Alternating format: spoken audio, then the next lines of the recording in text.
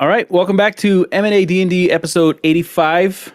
All right, Over the welcome back Hedge. to M&A&D&D episode 85. Now, all right, deep into the Feywild after they've reunited with their lost cohort. Val returned from the Abyss alongside Not the Abyss. Ow. not the Smartass. literal Abyss. We didn't name the domains. Different planes. I mean, technically not from in the literary sense. Anyways, nerd thing there. Continuing on with our regular D&D adventure. Yes. Back from the astral, adrift in the astral plane. You've come across him enjoying himself with a new merry band, the followers of Tyr, as they drunkenly wait for you all to arrive. In order to return home to the same place and time that you came from, seems as though you needed to go pay your respects to the ruler of this particular section of the Feywild, and this is Princess Dandelion, who is quite familiar with Val, although she seems much different than he remembers her from the last time. Having kind of had her interest rebuked, she lets them know that in order to gain her favor, she will require them to complete some tasks from her, which she'll address in the morning. And so, finally reunited after what has been weeks for some and maybe years for another, M&A is nearly whole again as they lay down underneath just this like immensely starry night with a much darker sky than they're used to, but much brighter stars than they've ever seen, with cascades of purples and blues. They lay out on their backs as they watch thousands of meteorites and things, shooting stars, fly across the sky. And that's where we're going to pick up.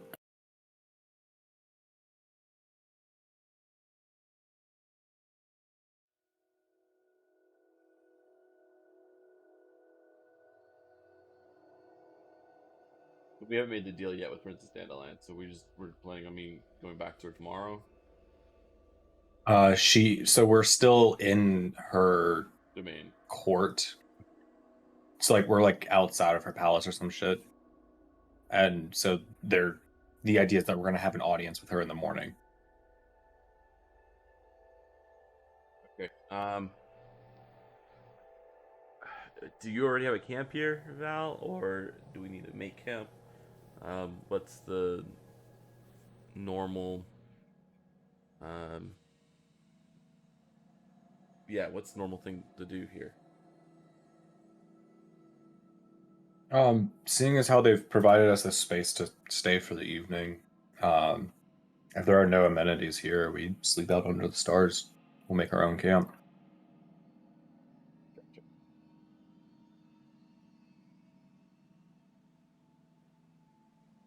And Val start going ahead and gathering the necessary things to make camp for the evening. Is it is this very definite in the fact that it's within her? You're still well within the hedge maze. Okay. These 80-foot hedge walls, are climbing around you. You're in a very giant clearing, so there's still trees and vegetation that makes it feel like you're in the wilderness, but between all of the cracks in the trees, between all the arching limbs and stuff, you see this hedge maze that's just kind of covers up those empty spaces. You're like probably like 600 yards from the castle where you had greeted the princess.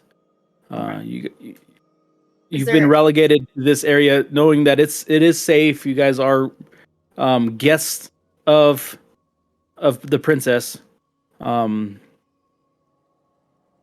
but she has not offered you guys any kind of accommodations, and kind of just like you can sleep outside. Is there any like obvious like guards or other like, or did she just kind of like, whoop, You can roll an investigation. okay. I will go ahead and start You doing alarm. from time to time you see like kind of these blue glowing flames being carried on a shepherd's hook, as you see kind of guards as they meander through this area. They don't really come near you or bother you, but because this is within the walls of the princess's domain, she is well guarded, and you are certainly not alone. Got it. I'll take 10 minutes and start. Take a little bit of. What's this one take? Yeah, I'll take a piece of fine silver wire and start tracing out around our camp alarm spell. I'll ritual cast it. I'll cast it just so that it'll send me a mental ping if we were to come close. The whole idea is just to be safe, just in case. Nothing really expected to come of it. Just to be careful.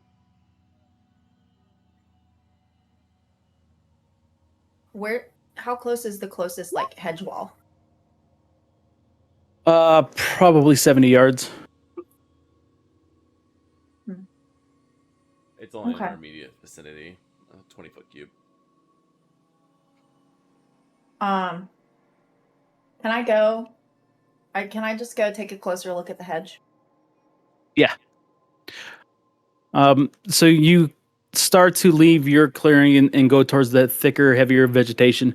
These just these kind of wild trees and bushes and shrubs that flow in all these different ways that kind of like stand and arch as you pick your way through it. You get to the hedge maze, and immediately what you see is just that it is as close to a solid brick wall as you can imagine some topiary to be. That this thick bush makes it's impossible to see light onto the other side.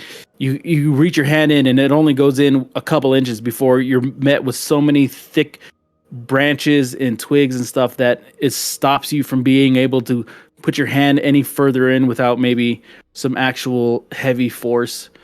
It is perfectly like trimmed to be the straight line up. As you stand at the bottom of it and look up into the night sky as it stretches 80 feet into the air. Can I can I just like pick one of the leaves? I'm assuming it's a hedge that has like leaves. Yeah, it's like a bunch of like little tiny leaves and stuff. Yeah, go for it. Yeah. Can I just like pluck one? Mm-hmm. Okay. I just wanted to see what happened.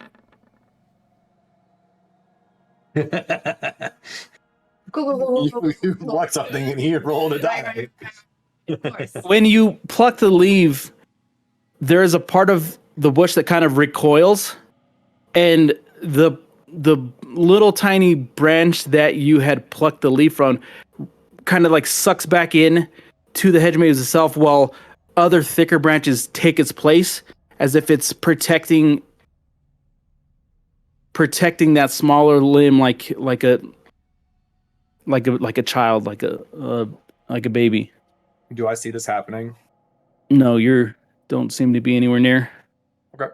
I Or you wandered had- into the woods. What's new? Hmm. Yeah, that's all I wanted to know. I'll wander back. I'm gonna keep the leaf though.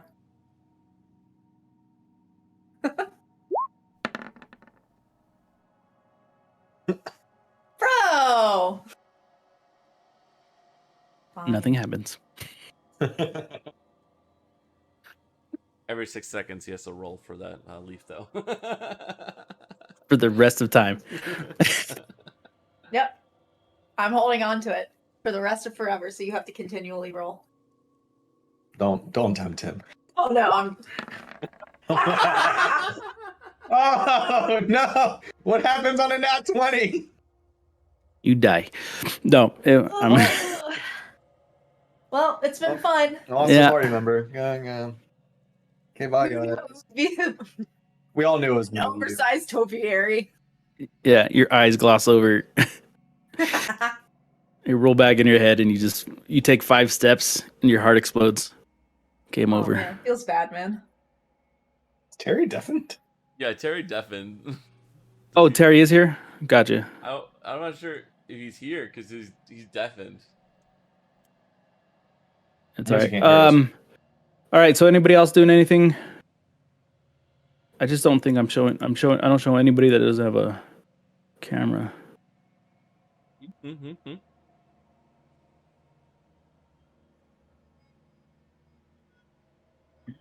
Wait, you're not showing anyone that has a camera? What are you talking about? There's an option if you don't have a camera, I don't see you. Oh. In Discord.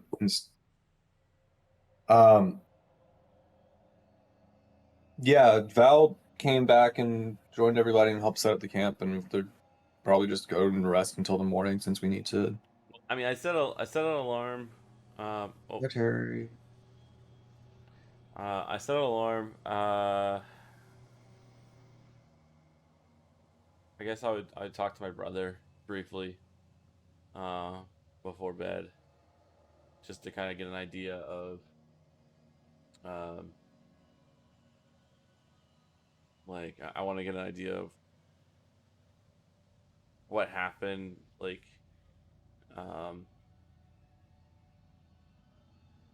is he I just want to see if he's okay, like how long does he think he's been here, and just kind of Hello?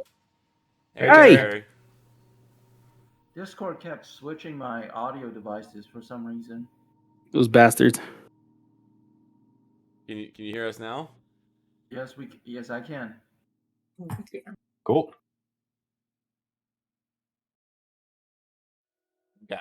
And then and then just kind of if we any highlights of our last few weeks, we'll kind of highlight those. We'll have a conversation. I wanted to kind of go over the portal, obviously. So when we leave here, Val, there was a path that we took from the portal, but obviously the portal on this end goes back to the hub area, Sure. where we have all the rest of them.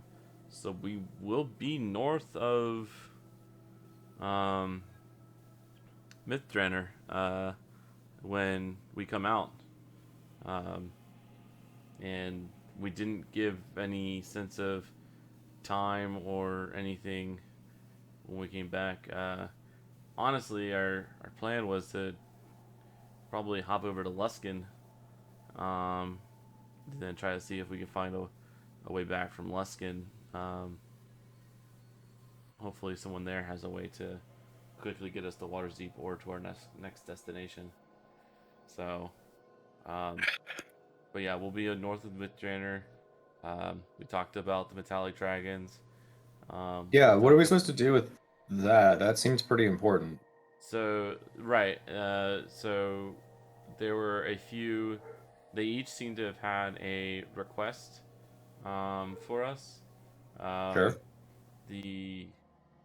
A few of the requests, depending on the timing and everything, to actually take place in Waters Deep. Other ones seemed like they didn't have an exact destination or immediate location enabled on them. But the two that jumped out to me were in Waters Deep. There was something about getting I believe it was a set of armor, but it was something made from metallic dragons that a dwarf in Waterdeep has. Someone we haven't interacted with, as far as I know. That one makes the most sense for us to try to interact with first. The other one actually involves us going to the king and, you know, trying to have the king admit something that he's done wrong. Politicians don't generally like to do that. Not that he's a politician. People in power, regardless. Like that. Yeah, that one seems less easy on paper in terms of what to have actually done. Actually executing it will probably have more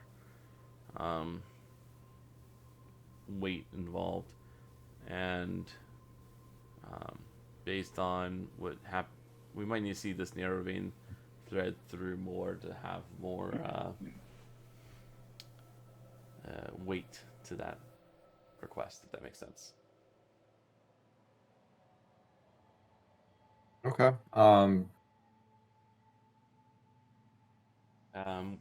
We also had in the portal area, unfortunately, we did have a run-in with the Oh, I forgot about that. huh? I totally forgot about that. Oh, yeah, still haunts me.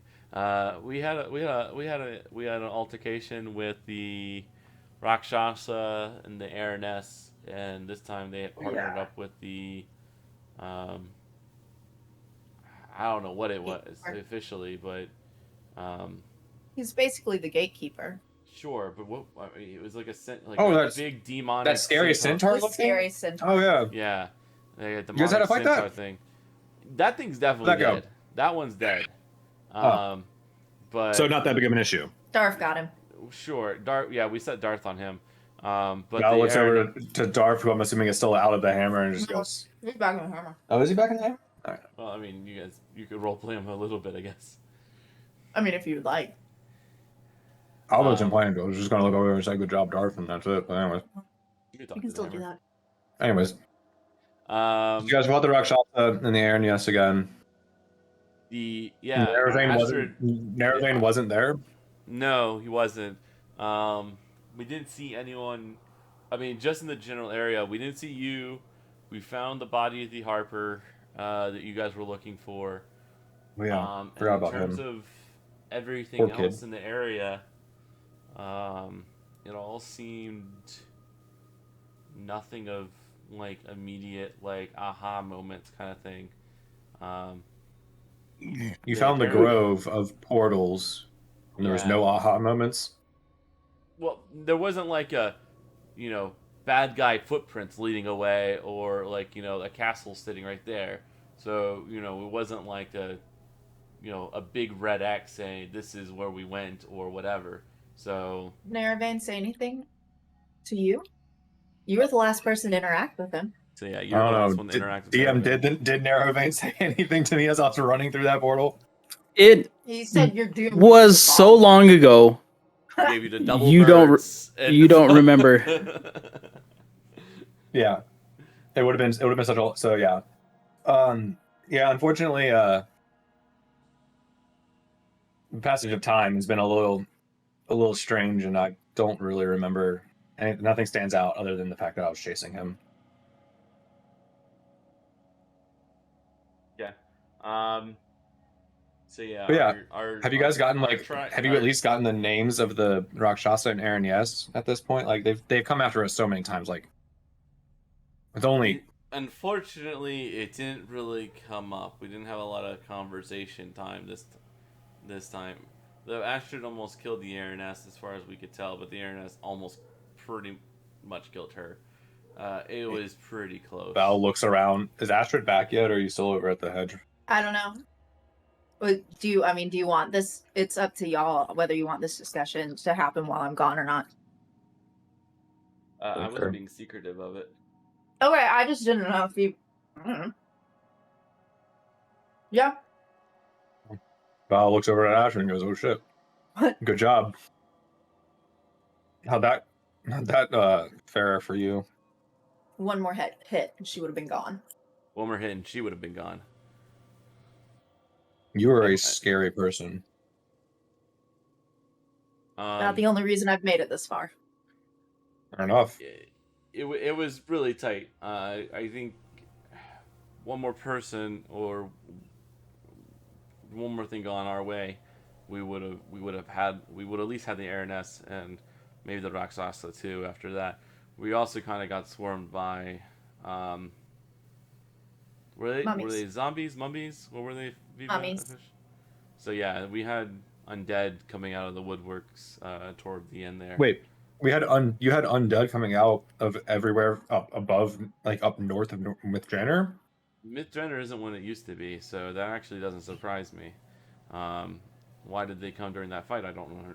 So no, we didn't see any more after that either. But yeah, we did. That's weird. Luckily, we were able to protect ourselves from them, and during that, while we were protecting ourselves. So, any distinguishable characteristics of these mummies? Were they elven? That'll be a Viva question, but I assume they were just undead and wrapped up, and we didn't see any distinguishing features. They set them on fire, so if there was any evidence of that, We didn't really stick around long enough Just to like wondering look to at see if they had any idea of catching. that's a good question. But all the evidence is burned. It's a great question. I didn't really stick around to like wait. And Didn't come up before the wall, the infernal wall, burnt everything to a crisp. I was more concerned about what they were going to do to us than what kind of mummies they were at the moment. Well, understandable, but Raksasa it's and still very Araness. concerning that there's somehow a horde of mummies up above where we used to live. Again, it's not Those what it things, used to. that kind of magic doesn't come from anywhere. Sure, but Mythdraenor isn't. Yes, Mythdraenor has a lot going on. I remember. I lived there, which is why I'm concerned if there are mummies walking around. What is going on there? Yeah, a lot of nasty things have moved in, most likely. I might have to repay a visit there at some point. I agree. All right, so I gave her. you attacked the catch up. Rakshasas. Yeah, I You gave dealt you a with full catch mummies. up, and then Found the that's it, all I portals, have which to we need say. to explore. Clearly, you made it here, and you're okay, so that's good news. This dragon stuff is still really, really concerning to me. You said they all had something that they wanted, but you don't remember.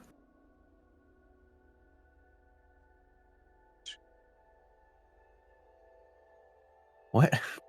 I read that as noon, but then I realized there was no one. No. Yes. We had a father. I believe we had a father, Alex. Sorry, You I would thought know. you were very versed in how babies were made at this point, especially given your extracurricular past.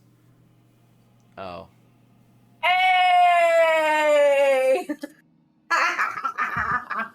Damn it, Darth. I'm gonna go to bed, and then I'm gonna go walk Ezra real quick, so you guys continue on. I'm gonna walk away. I'll be right back. Darf got him. So, mid conversation with my brother, he walks away, and I was asking about the dragons. I guess I'll just turn to Astrid. So, Oh, I thought he was joking. no, he's getting up and leaving in the middle of a Oh, conversation. cool. So, my brother, everyone. He mentioned the dragons and that they all had things that they wanted, but he only listed 2. Do we not know what the others are?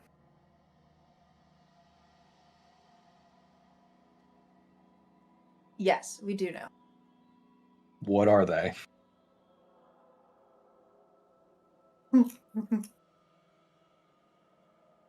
Hold on. You're asking the person that doesn't take any notes. Why would you do this to me? Because that means we don't know what it is, and we have to go back and ask them what we need to do for them. Do you remember what they were asking for? At the time, they were not the specifics of each task, no. But Okay. it does have. But according to the dragon, it does have something to. It does have something. Every single task is about something restoring the power and the balance for the dragon within particular region or a territory, because the reason Basically- why we Go were ahead. asked to do these things, because the dragon were those ancient dragons, they failed ever since the humans' presence has begun on the Sword Coast. There has a lot of just there has been a lot of unjust down to their own kings and the nature. So what they wanted to do is through a series of tasks to restore some of the balance into the power struggle between the dragon and the human. Okay. I think that was I remember that vividly because that was the reason why we were even invited into an audience with these dragons. But I do not remember what the specific was, because at the time I was actually distracted after the fact that when the dragon got pissed off at how we reacted to their request. So both myself and Dark King, we were just no, like both myself and Lian, we were all just kind of dumbfounded at the moment because we were really shocked by the reaction. And then that was my memory of that interaction with the dragons. Okay. And you said that that woman, Elia, Yes, she was actually one of the dragons. She is. she is. Do we have a way of contacting her? There might be a way, but none that are obvious. My Okay. understanding is she's going back to Waterseat, to the council, Okay. to continue doing work there. All right. Because if we can't find the dragons again to ask them what it is they needed from us, because we aren't going to be able to complete whatever tasks they asked of us if we don't know what those tasks are. But it sounds like there are a couple of tasks that require us to be in waters deep. And if Elia is there as well, we might be able to get into contact with her to ask her what the other tasks are so that we can complete those as well. Yeah. Just it's something about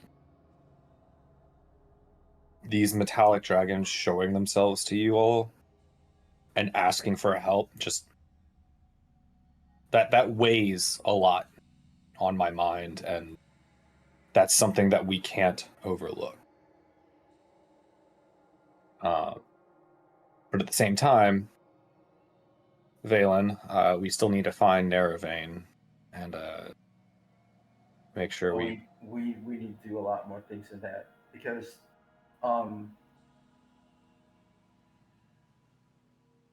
yeah, and about the things that I discovered during the study on the books that we collected, like the specific message that you sent to us individually. Can I share those information with the team, or is that exclusively to be known by myself? Anything you know, you can share. Okay, so while you were away, both myself, Astrid, and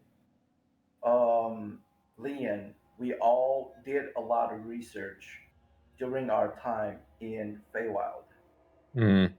Well, not Feywild, but but before we got to the Feywild, there was a time that we actually were able to do some research about several different topics that we were interested. And one of my research led me to learn a very different and very new truths about the origin, about my people's experiments, and what actually the um, I guess the origin of the curse that was bestowed upon me. According to my research, everything that a dark elf people have experimented so far, that it has been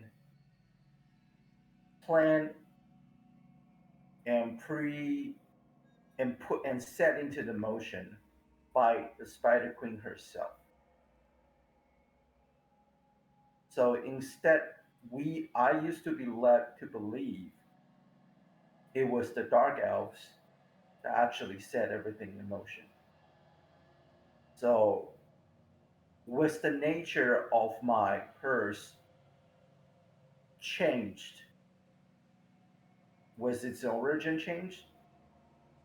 I will have to tell you, I will have to warn you guys, whatever I knew about Nerevain, about his past, about his association with different kind of people and different kind of, I would say maybe uh, factions, and the things that he can do, and it might be, it might all change because of this realization. Because right now, I honestly cannot anticipate what we will find if we really confront Nirvana again. But yes, we do need to find him, and yes, we need to confront him. But I want you all to have this information because this might means Nirvana is actually backed by a more powerful entity that we have ever encountered so far. You're saying you everything changes in everything changes in what way? Because originally I thought it was all just Dark Elves tribes. Like all it was done was just because Dark Elves wanted to gain power by studying black magics or like trying to peek into the ancient sorceries to gain the access to some power. But according to my latest research, all this past could only be just a part of a pawn, like pawn a part of the game or part of the plan that Spider Queen is planning, that has set in motion to. So she's the one behind and is Yes, pulling all of these threads. yes. Gotcha. Well, And that, So this is I have a quick go question ahead. to the DM when you get a chance. I'm sorry, I didn't mean to cut off Terry. Terry, go ahead, and then I'll ask. No, go ahead. I'm done. Pretty much done. What Narrowbane's a drow. What's king? What's the king? The king is a high elf. Okay, so Narrowbane's probably like a half drow, half something like that. There's not like a the way it works out, but so it's probably like his mother was a drow kind of thing is what we can probably No, assume. Dare you to say that to his face? your mother was a hamster. Your mother was a drow. Oh shit, it's on. Oh no! That's Oh, actually probably no. a really Oh, my bad thing to say in D&D. I wasn't trying to say. Question, So though, my point question. was so reason why I was asking. I get that what your was, point. like, I was just making a joke like- about not all- that would be an insult in the D&D world. sure. Oh, don't you Yeah, dare call his Not- mom a like, drow. Drows are like I'm trying to think of like a drow we've come across, and I can't think of any. But I Can- think can- what Like- Valen is telling you is interesting. True. No, I'm right. I'm just trying to put that in my like head canon. but here lies the question though: can drow be made into afterward instead of it has to be a birth related? Sure. Based You on what were we read, literally told that in the book. yeah, based on Okay. what we read, at some point the drow were effectively created as a subspecies of elf. Okay. But So in the traditional sense, you Nerve have has a to be daddy drow born and a into mommy drow, and together they have a baby drow. Yeah, I know about Vegan birds. Let's Well, move on. I mean, you and Darth sometimes make me concerned that you guys don't actually understand this stuff.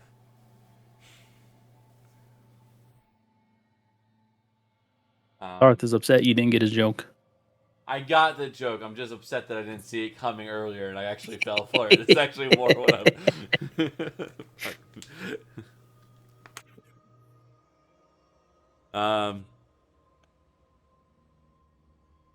But yeah.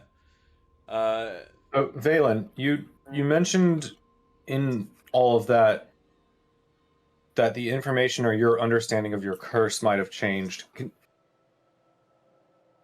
That's not really a topic you've talked about too much. Like, I mean, are you open to sharing more about this curse of yours? So, according to the records that my people have kept, along with my father's own information that passed down to me, um, Because I remember you talking about like the title of hymn singer, and yes. they wanted to use that to gain some kind of power, but So the whole picture of the identity as a hymn singer is dark elf.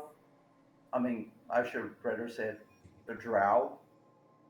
There was a faction of the drows actually came up in a study and was successfully legend according to legend they were successful at creating a creature with the ability to perform a music that can actually put that can actually create a transdimensional link between the Spider Queen and the person that performed the music.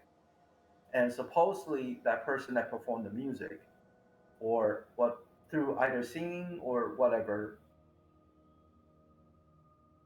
he can access a part of Spider Queen's power or magic or whatever, and then to dominate the world. That's what the faction of the Drow wanted to create. And according to the legend, they succeeded.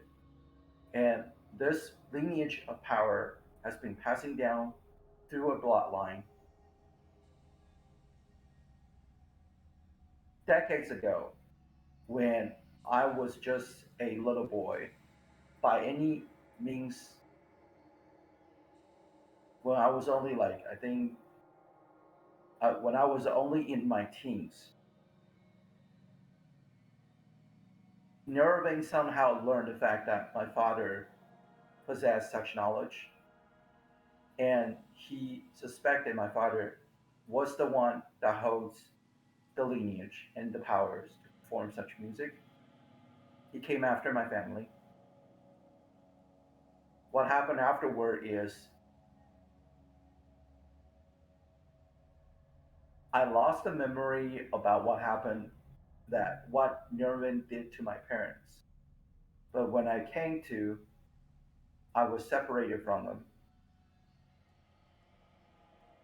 and I was kept as a slave, as a labor for Nervin's army for a while.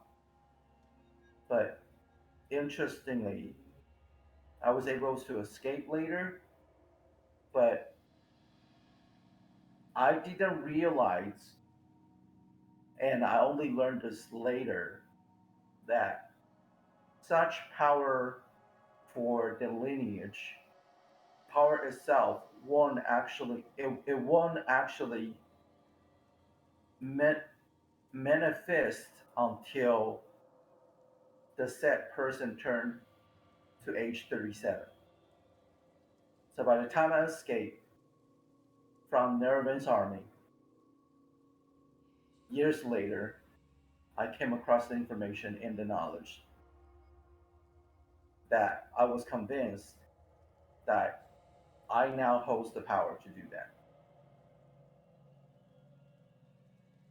And ever since then, I've been trying to find a way to get rid of this power and to destroy whatever possible trace of information or way that anybody could ever regain this power again. Weird question, and I don't want you to take this the wrong way. I just want to ask a hypothetical. I don't like Don't the start of that question, but I but go understand, but ahead. I have to preface it this way. What happens if you die? I don't know. Do I they need so you to so be that so alive for that's the the prophecy to be no, fulfilled, or but that does it randomly pass? So like just you dying like stop the I prophecy? see that's the interesting thing. No, but that actually your question actually is an important one because I do not know if this power or this curse could be transferred just simply to another drow or to another tribe of dark elf should I die. So you don't know. This is why I need to find a definitive way to actually destroy the power because I don't want it to be even a remote possibility that this power can still remain even after I die. If I can be assured, if I if I can be convinced that through my death this power will be long gone and nobody will ever be able to reclaim it, then I would gladly to give my life. Wasn't what I was trying to get to. I was just more along the No. lines But of I do understand where you're coming from. Like your question is important, but the truth of the matter is, I do not know if this power would just simply get transferred to another entity if I die right now.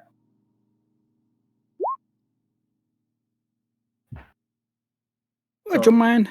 I hope that so if we answers were your to question. okay. Do they know who you are? I don't think Nervin knew yet. Is there a way for him to find out? There Well, you're is walking around with the a. last name of Himsinger. Isn't that kind of ostentatious? It was part of my desperate plan to trying to draw him out. Oh. Well, you drew him out. I chased him down. I couldn't finish it. Sorry. I'll find him again.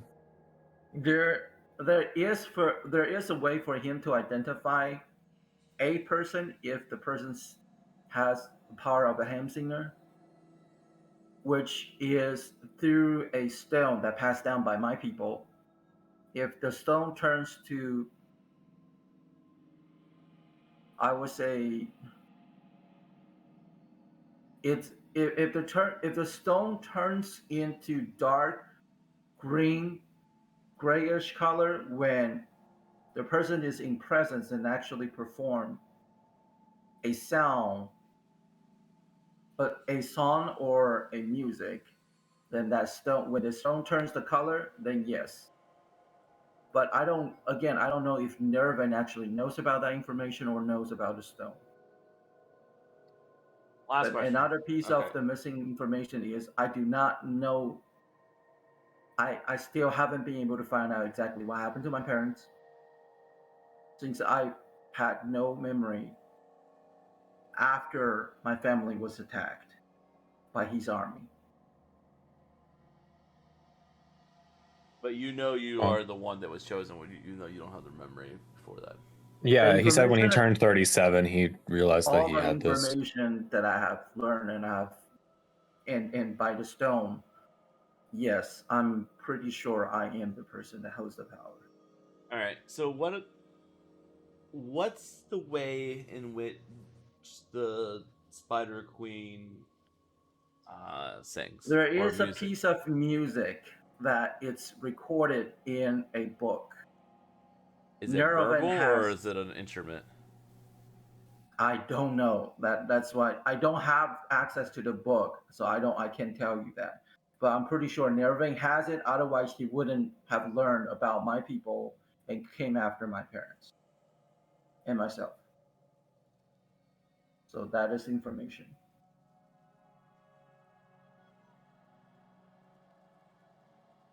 Well, I can at least say that I empathize with your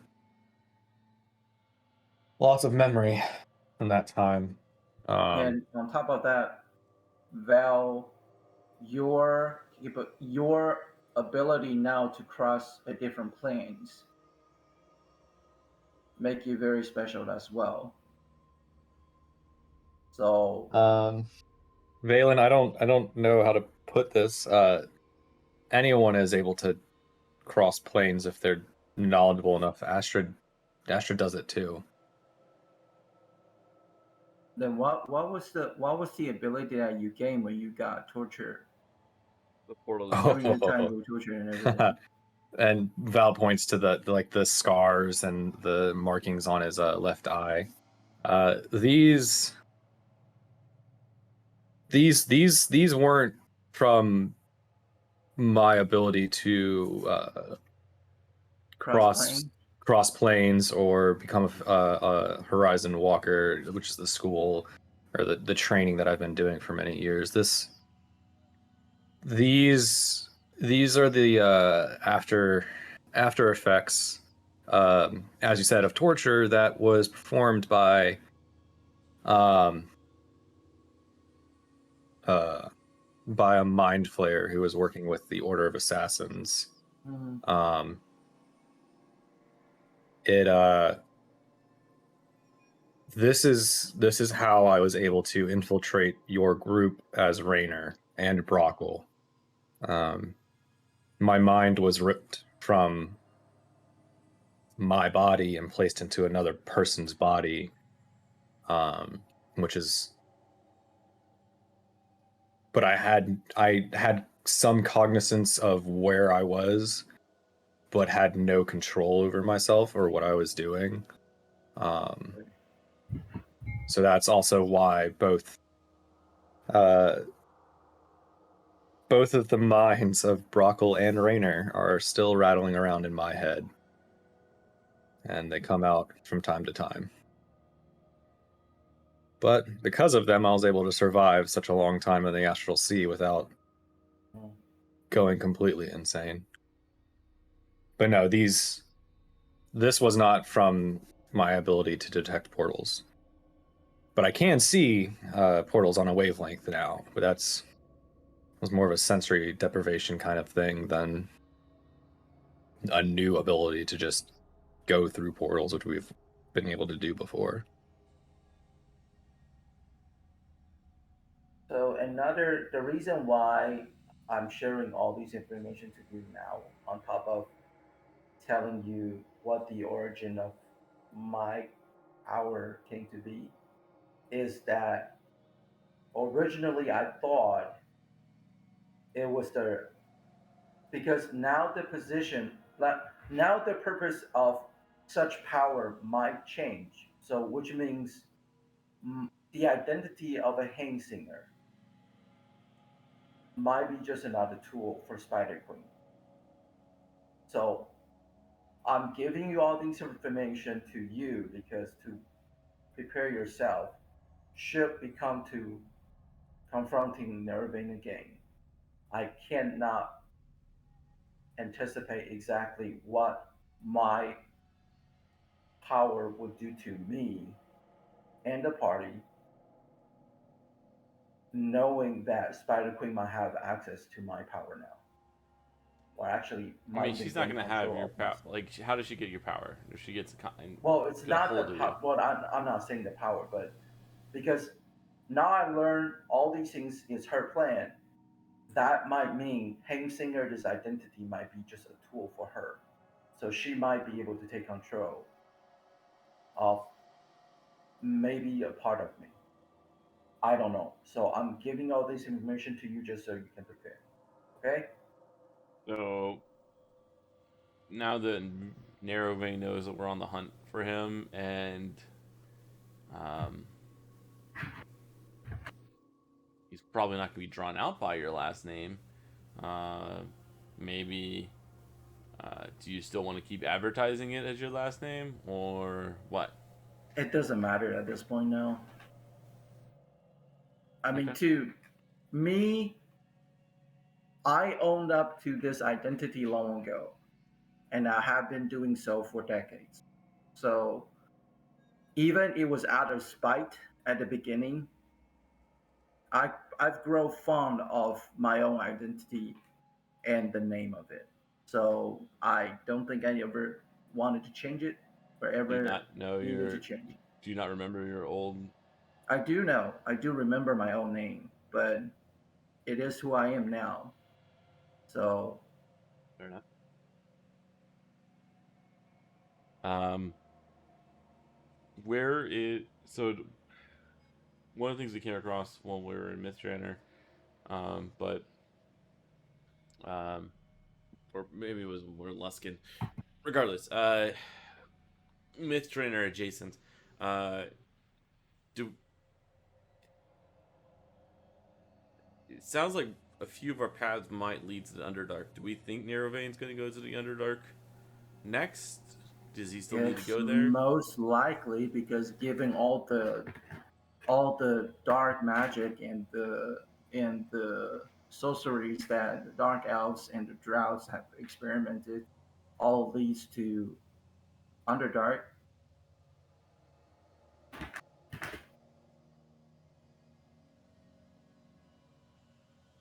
So do we prioritize that over going back to Waters Deep and checking in with these metallic dragons and working with them I don't think when we get so. back? I Well, would You don't say I think think so? the only I would issue say with doing the prioritizing Underdark, Dragon's task will be the most important thing right now. yeah, because unless someone here knows of a path or an entrance to the Underdark, you know, at least doing the other routes, we have a destination with those that we can control and go to rather than trying to fumble around. We can start sending feelers out while we're in Waters Deep, for example, to see if anyone in the Harpers or elsewhere know of a place that we would likely see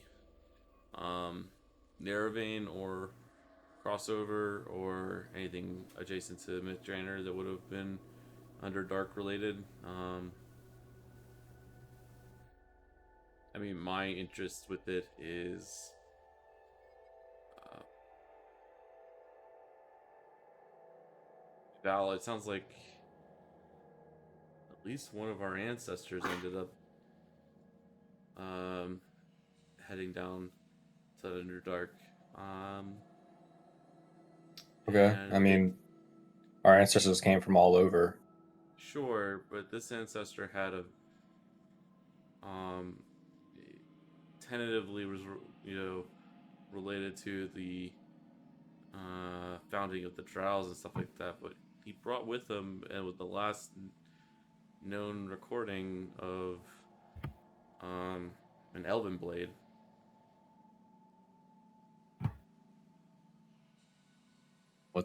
What's so special about this elven blade? Not this Elven blade, an Elven blade, like the ones in Mitrander's like central square. One of the Elven blades. Hmm.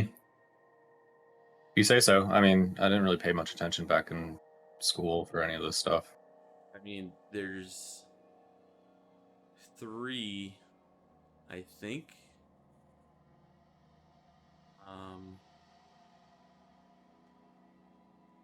I mean, they were height of Myth Draenor and Elven Magic. They're just very powerful artifacts. So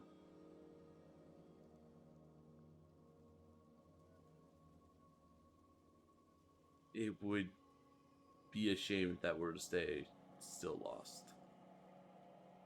The people that use them were often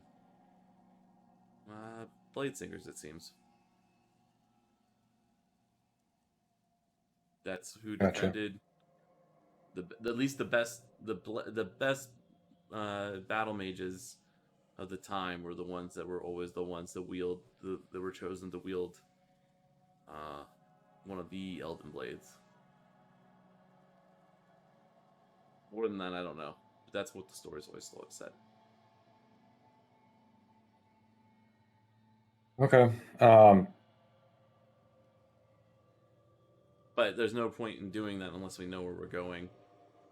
It's just Yeah, I can't really see a reason to go look for a sword from a story versus going to go get help from metallic dragons first. I'm not disagreeing. I'm just saying if But yeah, we'll look if because it's on the way with if we eventually find a way there and it intersects with we think Narrowvein is and all this other stuff, they might all be in the same area, whatever. And tentatively, we still have to do. At some point, we're gonna have to take care of our devil problem. yeah, going to hell should be fun. I mean, going to hell is is. only step It one. is. Once we get there, you're gonna have to be able to track them. Wait, how? It is how? It's an interesting time.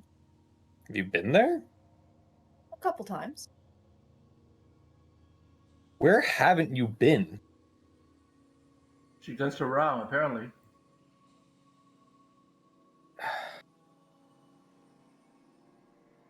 We Is were hell like able all to of those meet. Come on, stories? we were able to meet her acquaintance in Feywild.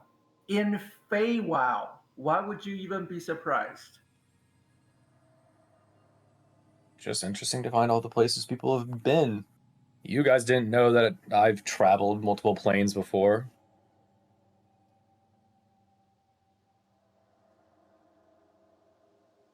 Is hell like all of the stories? Yes and no. Some of them are true. Some of them are made up to scare away those who can't. To scare away those who can't make it. Discourage those who probably shouldn't be going there. Yeah, is there barbecue? According to Darth, yeah, there was.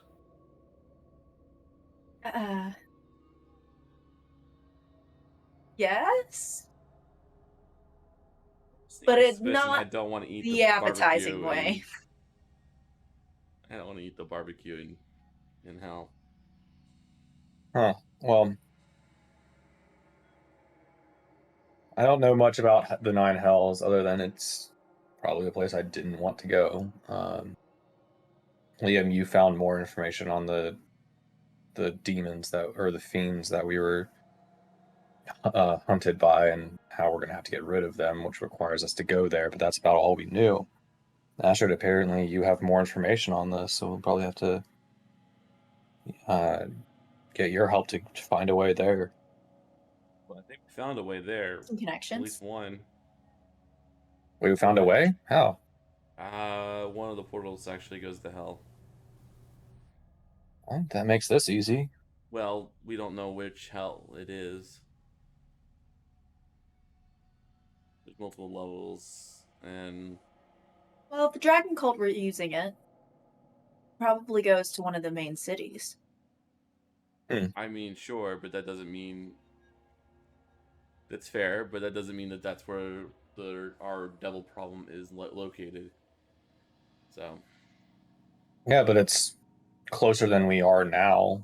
It's a place to start. I mean, sure, we had some, but if we also had a problem just relatively on our plane, they weren't on our continent. That doesn't make it easy to get to either. Well, it sounds like we clearly have a couple of things going, all of them in very differing locations, but we'll have to figure it out.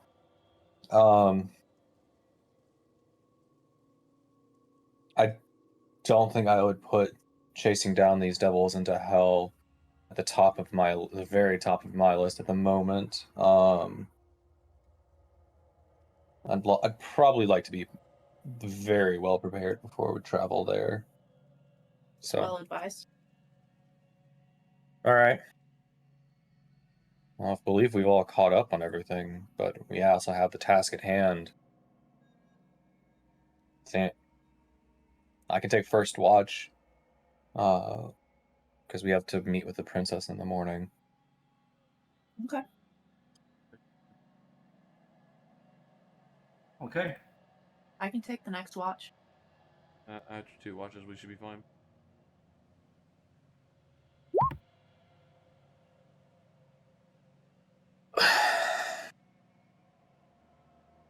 Before I go to sleep, can I summon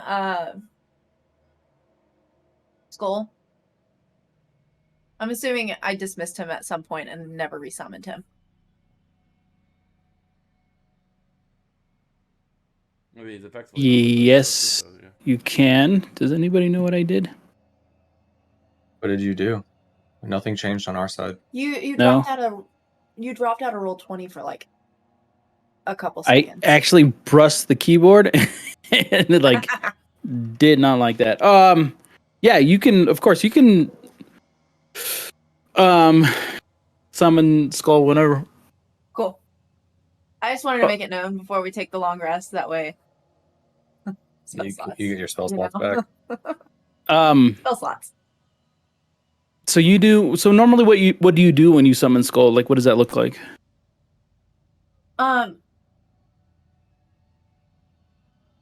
See what? Let's make this Mm-hmm. make this real, and I will look at the spell and tell you.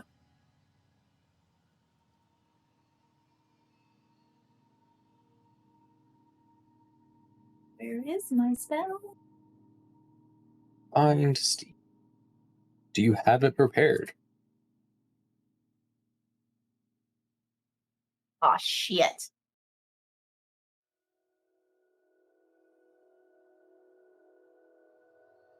Nope. Oh, well. I mean, I will say it's been multiple days of travel. You could have done it on any of these Yeah. days, or you could have prepared your spells for it to do it tonight.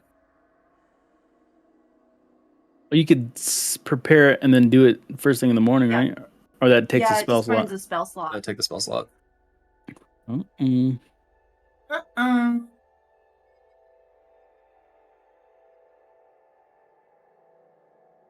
What are you gonna do, bud? Game is Buddy. real. What up, Arcadian? So what you gonna do? I'll set my spells in the morning and make the decision after we know what our task is. All right. So as like twilight kind of creeps over the hedge maze and this kind of wild world that you guys find yourself in, you guys again lay on your backs and look up at the night sky. It's just such a oddly different night sky than the one that you've seen most of your life. As it is these dark blues with these like floating spiraling purples just kind of mixing in like two different oil paints, drifting on water as the night kind of just lights up in explosions as shooting stars rocket across the sky, and you guys drift off into sleep. And as the dawn approaches, you start to hear, uh, you know, just these melodies, these birds, or as you would imagine, they're birds in the plane of existence that you're from.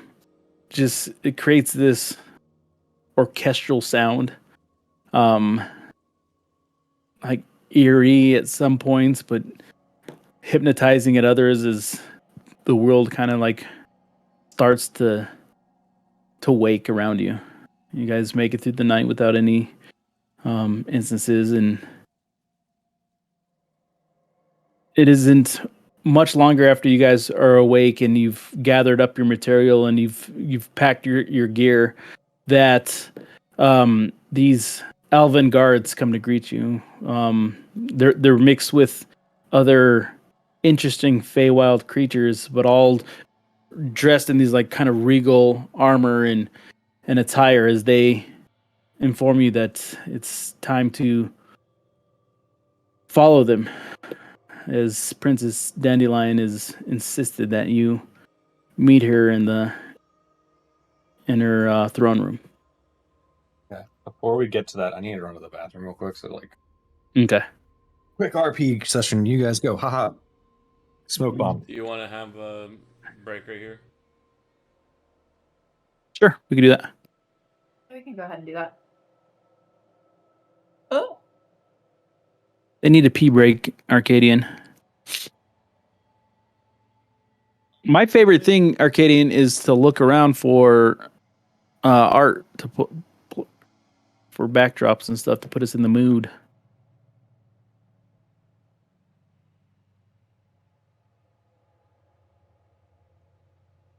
The current music that, well, he's off his headphones, but the current music reminds me of like Zorro's Domain, Ocarina of Time.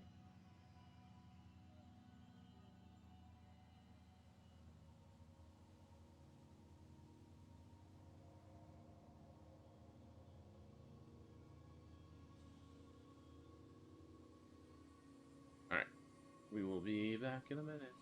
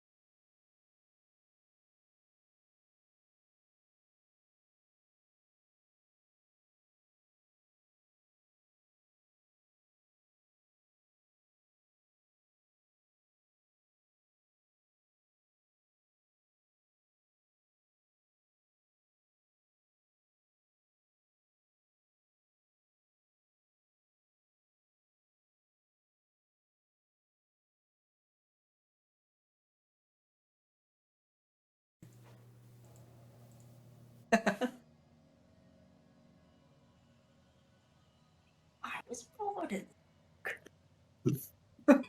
Owl did buy it. Merely adopted it.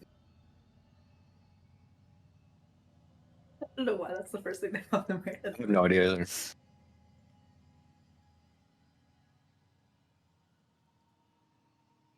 Welcome back. All right, so we're gonna pick up. You guys have just woken up from your rest, meditation, slumber, and you've been kind of requested by the princess's guards to meet her in her throne room.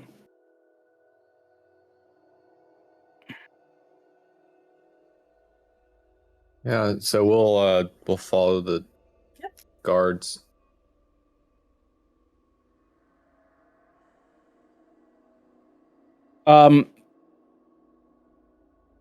They march you back towards the throne, and it becomes, and you guys had been there the night before, but what's interesting is like for you specifically, Val, the path you take there doesn't feel the same as the path you took the night before.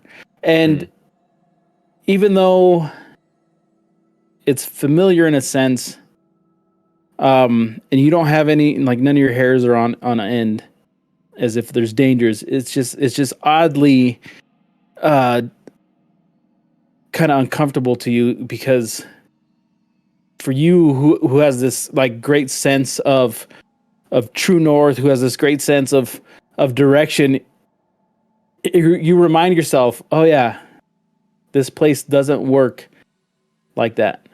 And it almost feels like you're tumbling at times, as you particularly try to place yourself, as you try to get your footing, whereas the others who have never really been there, who have never had to venture and don't know where they're going, just freely walk behind.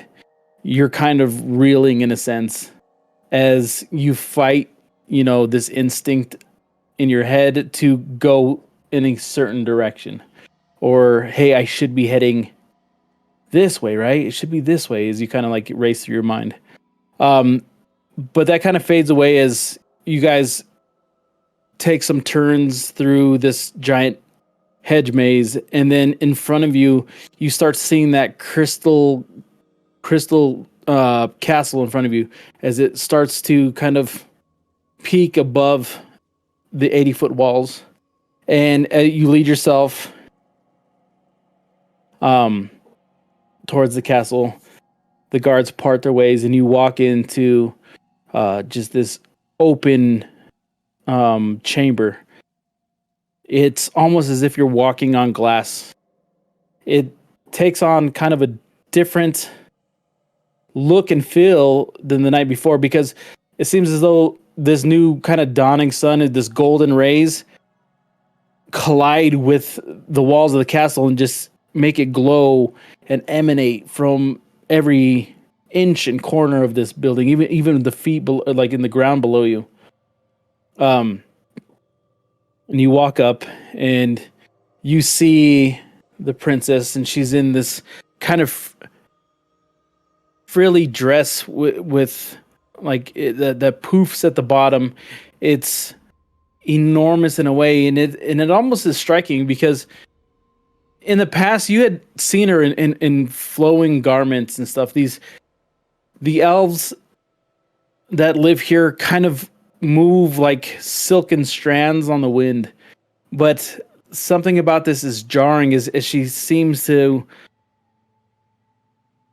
have like taken on kind of a persona in this outfit that is unsettling and childish, as she sits on this throne, her hair kind of curled, and she's like kicking her legs as she watches you guys kind of like bob up there. She's got this smirk on her face that's a little alarming to you. As we approach, I'll walk up and then respectfully kneel at the foot of the stairs, or the foot of the throne. I'll, I guess, pause a couple steps behind him, Because apparently they know each other. And Neil as well. And I'll look back at the rest of everybody and motion for them to do the same. Yeah, I'll be following the group and doing the same. Or you had been down on your knees last night, but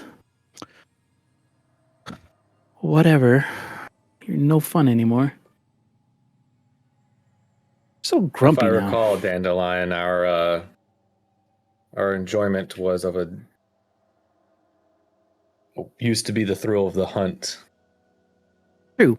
But now I wanted to hunt you. And like everybody else around here, I'm bored of you. But I will not torture you any longer. Don't have ill will. It almost pleased me to be told no. You are still very grumpy. And she kind of like puts her finger onto your nose. You're just a grumpy little goat. And as she boops you on your nose, you feel this kind of like chill go down your spine. Now, I could release She you. definitely has her head down because she's like, she thinks this is hilarious. I could release you, but there are things that I want done, and I don't want to do them. So, do you want to go back to your world at the same time you left? Or, and she winks at the hammer on the back of Valen. Valen. Mm-hmm. Do you want to go back to that hellish landscape in which your dragonborn had seen? Because that's more interesting to me. I believe our consensus is that we would like to get back to at the time that we had left. Ugh. To help prevent. Always the hero. Not always. Trying to be something a little bit better than I was.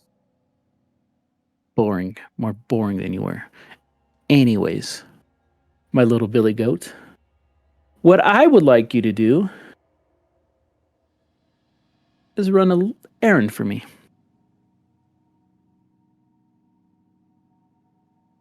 Do you agree? Will you run an errand for me? Will you trade this favor for your chance to save that wretched plane that you call an existence? Val will look behind the group for any noticeable I'm gonna shrug disdain. and say, like, I guess so. He kind of looks over to the dryads next to her that stand side by side and kind of have these mimicking moves, and she says, he used to not need to ask for permission. And the two dryads kind of just chuckle and giggle. Val, turn back towards the princess and just say, yes, our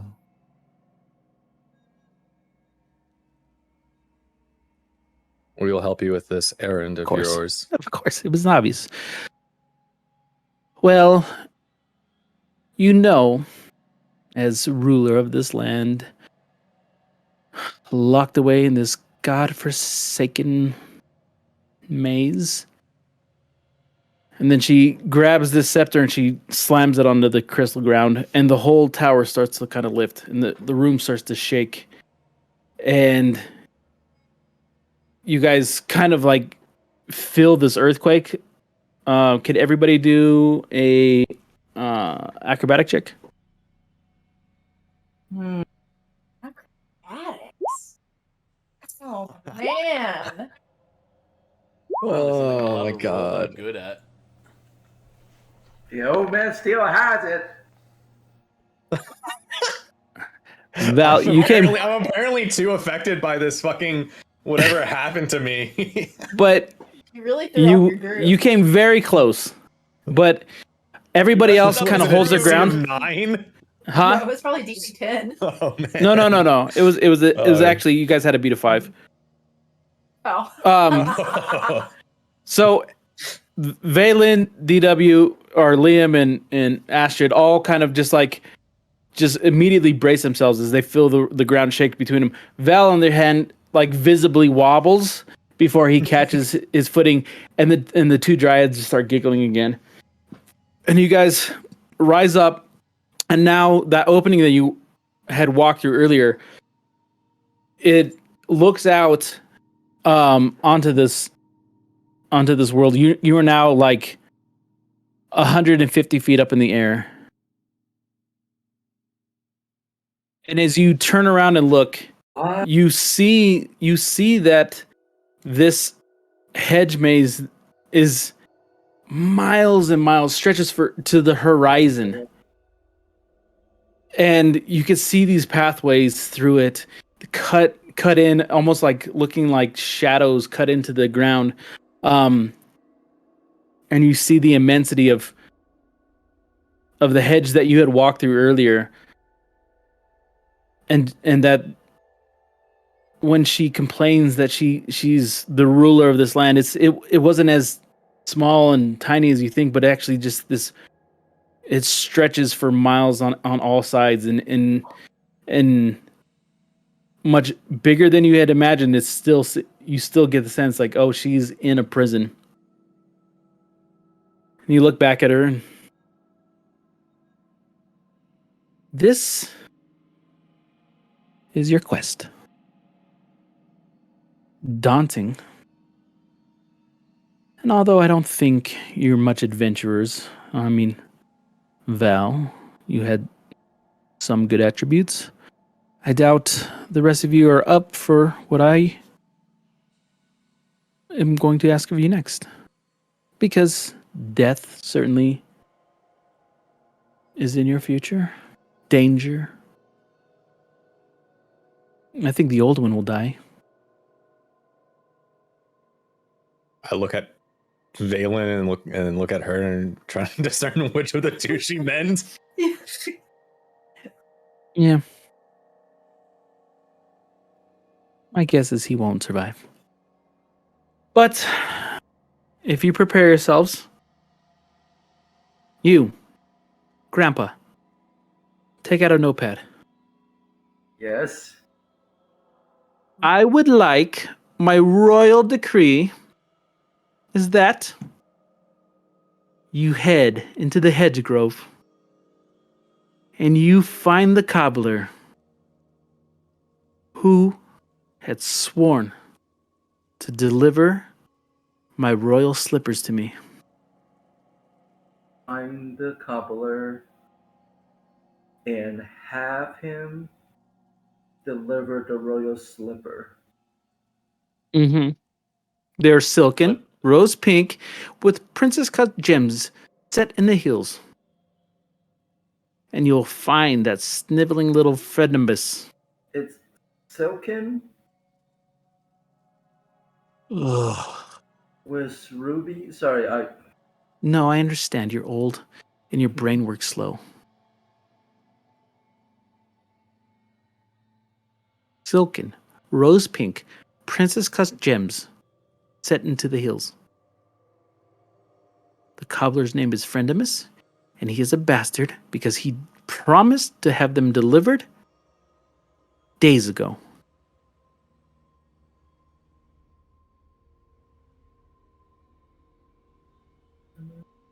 What does this friend of us look like? If I may be so, if I'm allowed to ask. Your Yes, Highness. how else would you know? Friendimus, well, he is short. He is nervous, he is fidgety, and he has a high-pitched laugh. Such a silly little thing.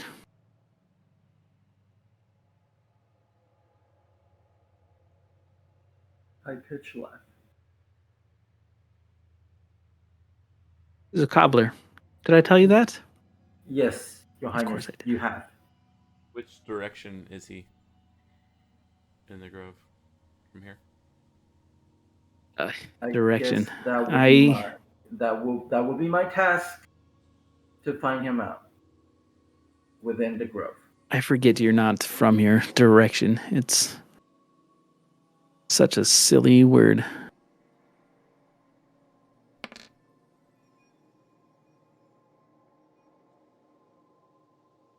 You rolled for east, northeast, west, south, and west, and you don't know which one you determined, right?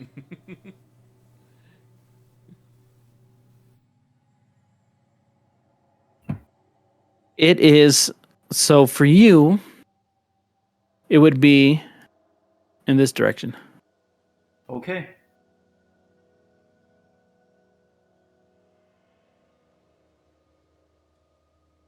And DM, let me check the distance for each square. Oh my god! You serious? It's 100. It's over 200 feet per square. You serious? Yeah, he said that the space was like goes for miles.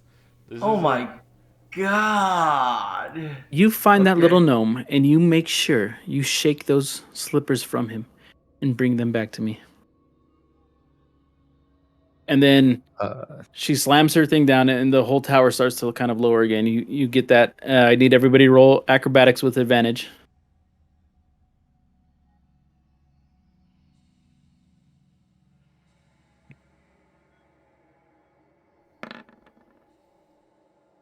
Oh, I didn't. Bad.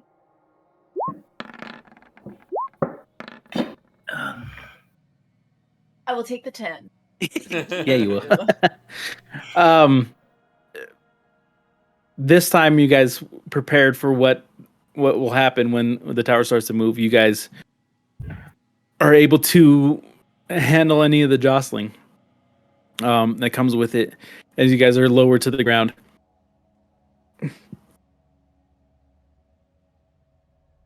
Please see yourselves out. I will as we go see you ahead. later, my little Billy Goat. As Val stands up, he'll look to the princess and say,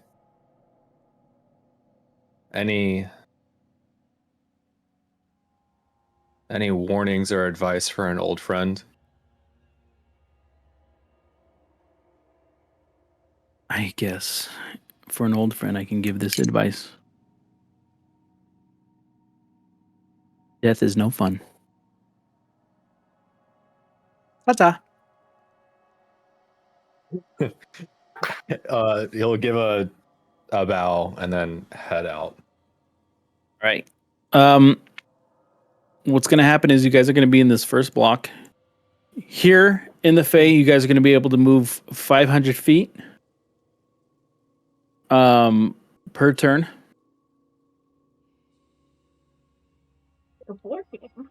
Can I just turn into eagle and fly?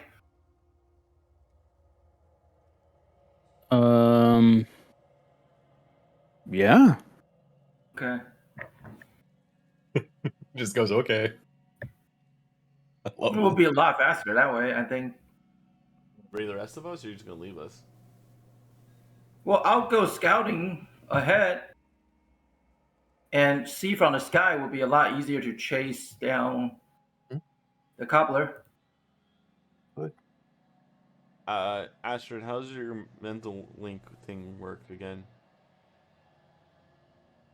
Oh, I have to be within sight of. Right, polymorph, turning into. Should I pull my character onto the map? Yeah, that'd probably be helpful. Can you probably set a mental link with Balin so we can communicate with him while he's still in his polymorph form? Let me read the thing really quick. Sorry. Doesn't he have the brain of an eagle? Yeah, but eagles are 100 smart. feet. 100 feet is her range. Any creature I can see within 100 feet. Yeah, but it doesn't break. Like as long as you have it cast, like you can go away and come back. That's what we did before with him as an owl. Can eagles understand a language? Yes. If it says common on the thing, then yeah. I can check. Eagles are smart. Well, it says Being smart and understanding languages are the still creature must different. be able to understand at least one language. All right, so is it Giant Eagle? Giant Eagle understands Common and Aryan, but can't speak them. Okay. So he can understand you, but he can't speak to you. What about regular eagle? Probably less. Probably less. All right, Just- so let me check the giant eagles. Terry, it's in your extras still. I know I'm looking at it right now. Yeah, eagle doesn't have any languages on it. So I have a speed of 80 feet. So, in order to make this work, I'm still gonna give you 500 feet per turn. So basically Okay. 2 squares. But he's elevated. Yeah, I am elevated. It works. And then Holy God, is there so many? Are these all the magical items we have imbued to all of our characters? I don't know what you're looking at.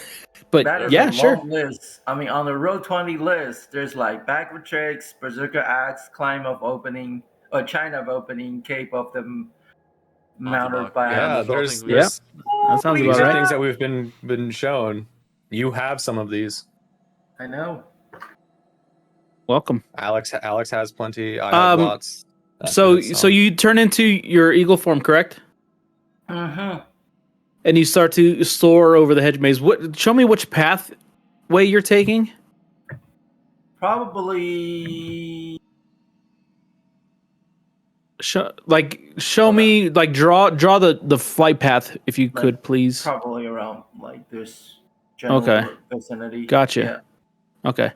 So, As you start to take off and you start headed over the hedge maze, and you're flying towards the direction you were told, you see the hedge maze, and it constantly looks like wind is blowing on it, as it starts to look like almost shifting. the surface of water, as it has like hurdles or waves, and what are these? the surf. waves.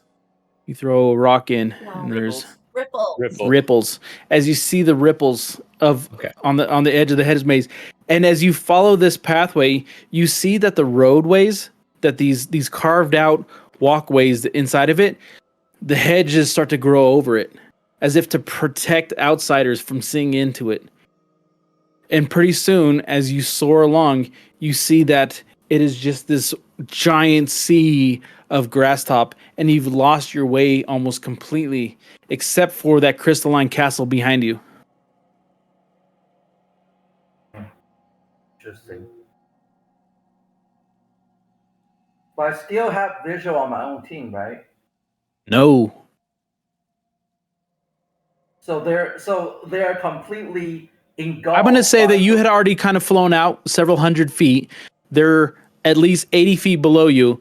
So at this angle, you would not be able to see them unless you circle back around. Okay, got it.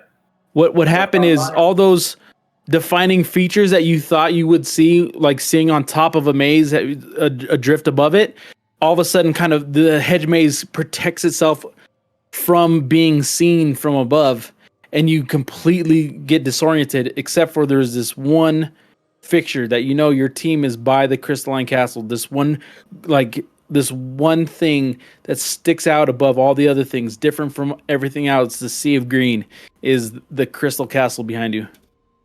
And so everything else on the ground are engulfed by growth. You don't even see ground. You just see.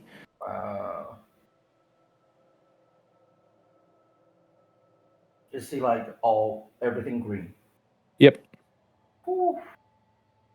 Interestingly enough, I have a question. Do we encounter a similar What are you seeing on the ground? do we see parts of the You hedge, start seeing forming- the sun had been shining in, and all of a sudden the sun starts to kind of disappear as you see the vines and these branches and stuff start to create this canopy above you. And then you're just kind of in darkness, and your night vision takes over as you see you're now in darkness, The walkway still in front of you, but they created somehow it created this archway of bush above you. Well, that is the way of the Fae. It has a mind of its own. If Valen is seeing the other side of this, I assume he's not going to get much from looking at the tops of a hedge that has enclosed itself. Should we try and call him back? When he gets in range, I mean, I can't see him anymore. I can cast message, but I mean, it's still kind of blind. I'm just assuming he's up there, but he still has to be within 120 feet. So, whenever he gets back here, I guess we'll call him back down, and he can stay just in eagle form just above us, I guess. Well, I think any How hearing would you eyes from cast a above message are if gonna. I'm not in your view? Sorry, what was it? Message that goes. I don't have to see you. I just have to point in the direction of you, in the general direction, but you have to be within range.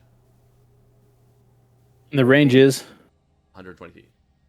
yeah. You He's can try it now. he's said like that, yeah. So as soon as I get like a no answer, I would assume that he's out of range. so. This kind of comes down to you, Valen. What you want to do? Hmm.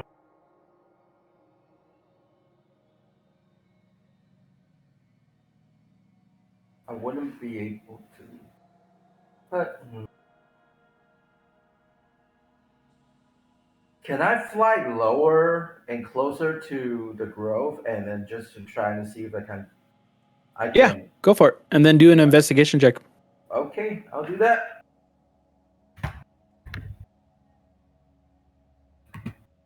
You know what? I'll roll my. Let me see. I'll roll my athletic first to basically determine how low I can keep myself from the grove. Okay. Yep, you can soar within inches Okay, of good.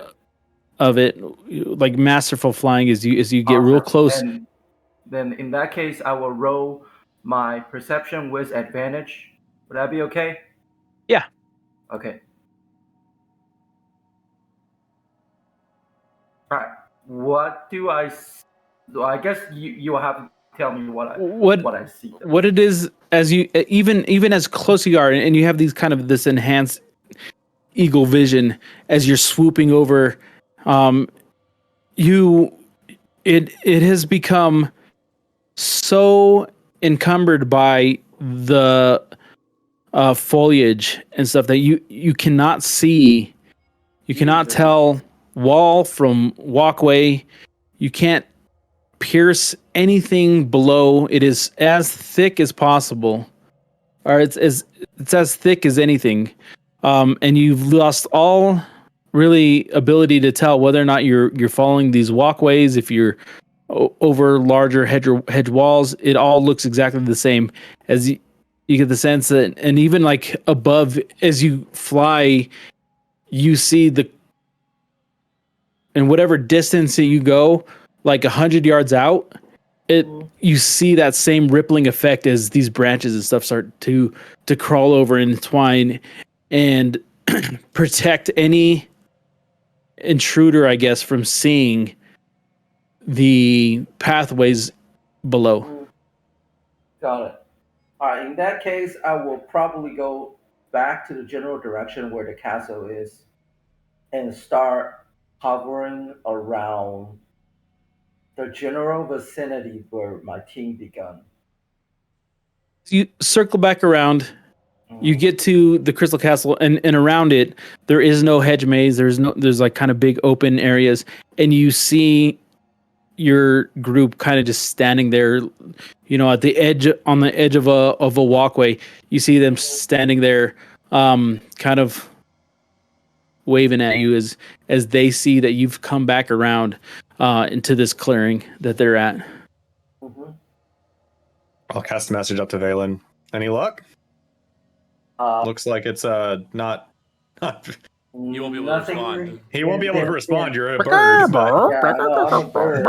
Well, then I But- turn myself back into. And then you start to plummet. I would land. I would drop before You I would turn land. myself. You would. You're gonna land. Eventually. No, as you start circling down, you come. I assume you want to land before you turn back. That will be your final warning.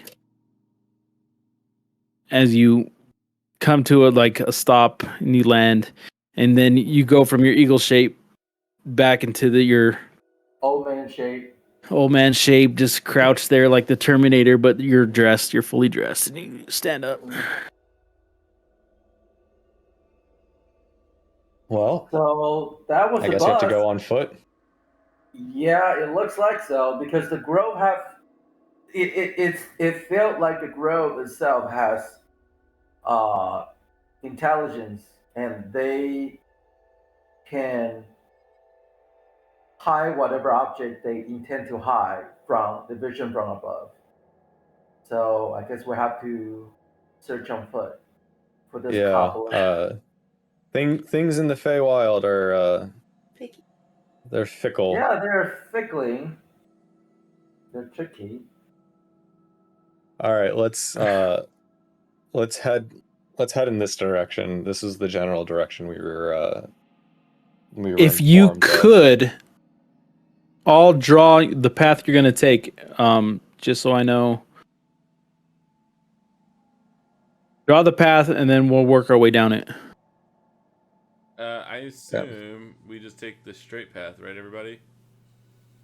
Yeah. My drawing doesn't work on here because it just disappears. There's the first 2 blocks. Okay. All my Which lines, is my lines disappear. 500 feet. Yeah, that's roughly the 500 feet from the castle. Okay. You guys continue to kind of walk down this path, and as you walk, Vela notices like the same hedges kind of like ripple as you guys walk through them and continue on. And at this point, you guys start to. Some of that daylight fades away as you guys are now kind of in this. It's a larger of the walkways that you've seen.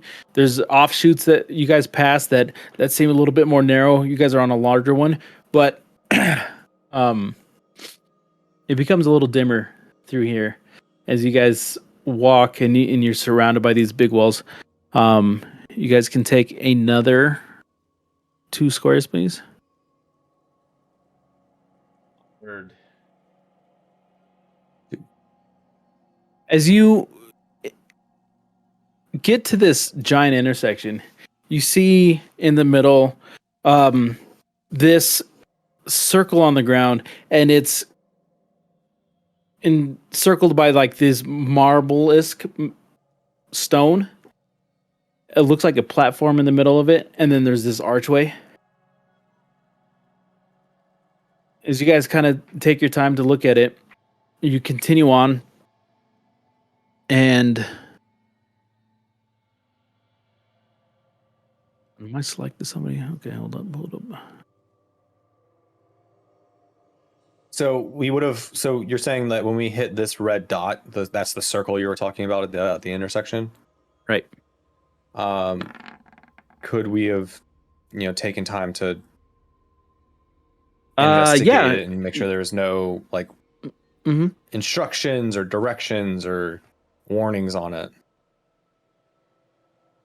When you want investigation or perception or anything, you like guys that? do investigations.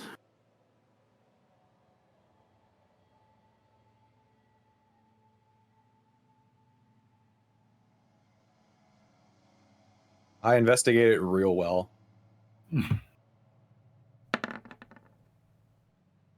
Hey. What in the world? Well, Jeez. jeez. Which extremes would you like? We will never So- see this again. So Astrid and Val start to look at it, and they get real smug. and they kind of like elbow each other. Only Val and Ash should read this, but don't say it out loud. Okay, just send it to me and she'll see it. No, it's all right.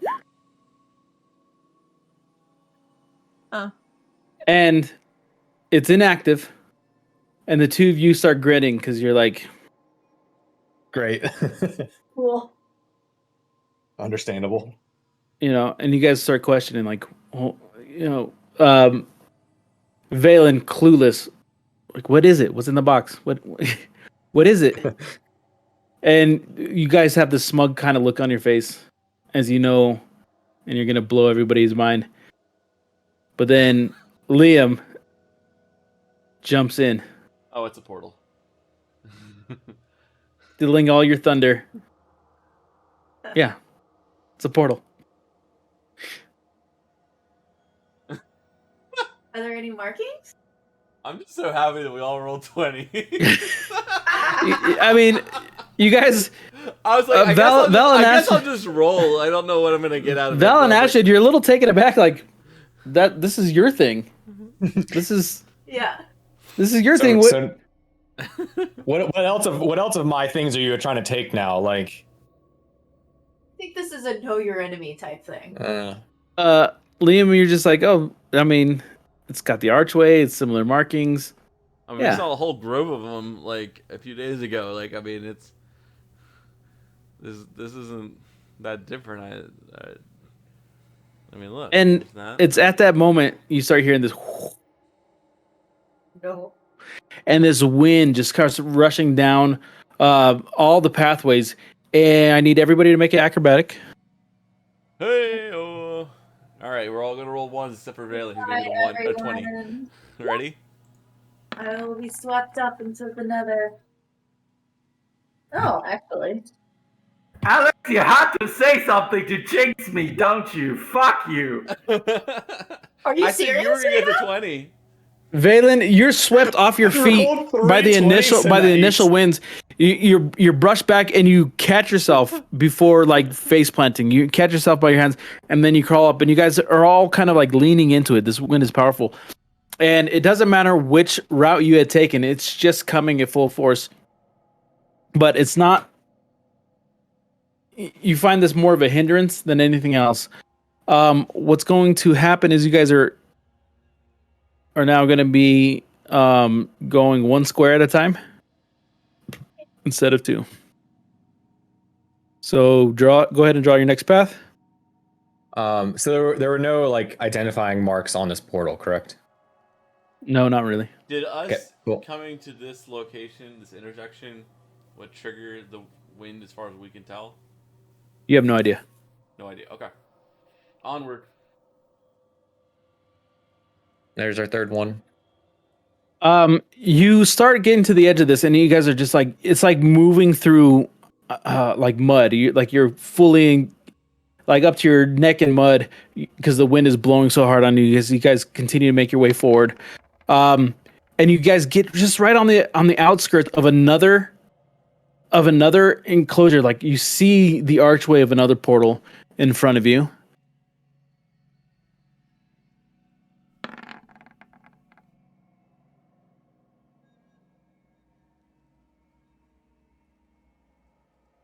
And as you guys get closer, you start to see this figure kind of like poke his head out of the hedge. And he grabs you by the shoulder and he pulls you in. Who? Who? All of us? Grab all of us? Just whoever, what's the marching order? Oh Uh, god. It's generally- likely Val in the front. Yeah. Yeah. One of Okay, us so is front. pulls Valen. Come in out of the wind. Oh, It's gonna last at least an hour. Just Do we all see who grabs them? Did he look like a yeah, it's not a secret. You Okay. kind of see this happening, and you enter. It almost seemed hidden because what you see is an opening in the hedge, but behind it is more hedge. So it's like an optical illusion. You thought it was solid, but it really was this opening doorway. You walk inside of it, and this kind of opening, and you see some timber that kind of holds it open, but it's a little bit deeper than much deeper than you expected.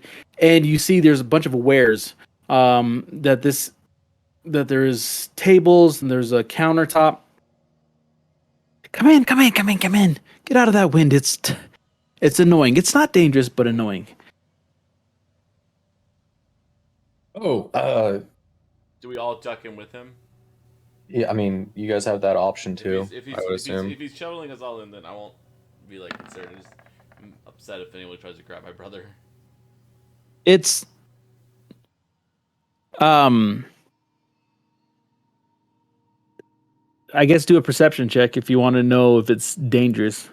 I guess is what you're asking, right? Yeah. He's super friendly. He's got the smile on his face. You see your brother already being seated at a table, and then you look at the counters and the stuff behind it, and you notice that this place is just like almost wall to wall cheese, as there's big, you know, I don't need wheels of cheese, platters already with diced up different kinds of an assortments. I could get lost here for a couple of years. You guys go on without me. Apparently, Liam likes No. cheese. I like. Come in. Please take a seat. Would you guys enjoy a sample of some of my wares? You said that the wind would last an hour, correct? Oh yes, I would not recommend going out there for another. And he kind of like picks up some hairs. He plucks some hairs from his head and then he kind of throws them in the air for another 20 minutes. Insight check.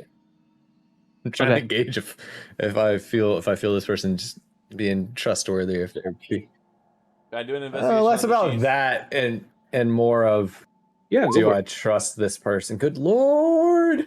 What are your rolls? I don't Viva, know. you toggled the wrong thing for him. What did I do? know. Oh my god! Wow, what's wrong with you This today? This is D&D This is- karma. I put him in an awkward Or- situation last week, and then the game is just like, fuck it, we're gonna give you nothing but 20s for a while. As soon as he's gonna use all of his 20s up to right now when it really doesn't matter, and then we get into combat back to ones. Look, he's gonna get 20s for the cheese, 20. No, that cheese, that 22 is for me. What's the cheese? What's the cheese situation? This is okay. So the insight check is this is a vendor. This is one of the inhabitants of the Princess Dandelion's I don't know, region, and he seems very proud to share his cheese with you. You get no sense other than this is a very happy and proud vendor who's selling you his wares, and is kind of like giddy at this situation where he's got some people who need to get out of this storm and are, I don't want to say trapped in here, but like for him it's just like, oh yeah, he's ready to spend some money. Yeah. So And investigation, yeah. you are seeing every type of cheese known to the Sword Coast, and some things that you are very questionable what they are, because there are blues, there are greens, there is a purple, and some like almost neon yellow curds. I'm gonna look for some of the nicest Sword Coast cheeses, and based on the quality of that, I will try to be more adventurous with some of the colorful cheeses. If you would like some of our more boring stuff, then here you go. And he puts out this platter of like, I would say 16 small cubes of cheese, like 3 of every flavor. No, wait. I don't want to have to do math. 4. 4 of every flavor. And he kind of lays that out in front of you. Unless Darth pops out, but yeah. Only 4 of us showing right now. Oh, for you. Tell me which ones you like. This one, of course, is the most daunting. Flavorful, but on a scale of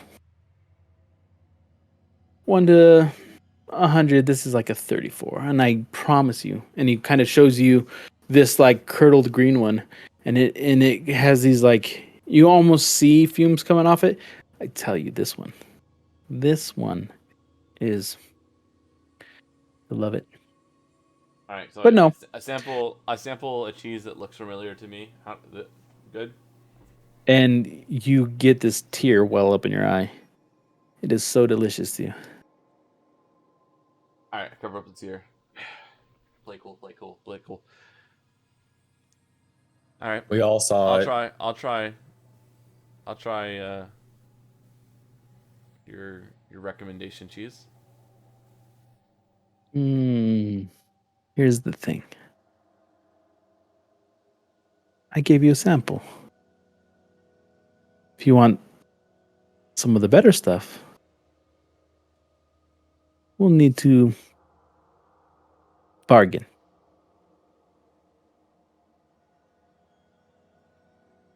Do you have? Oh, you guys are clearly from another existence or another plane. I'll take 2 gold. Does that seem fair? Sure.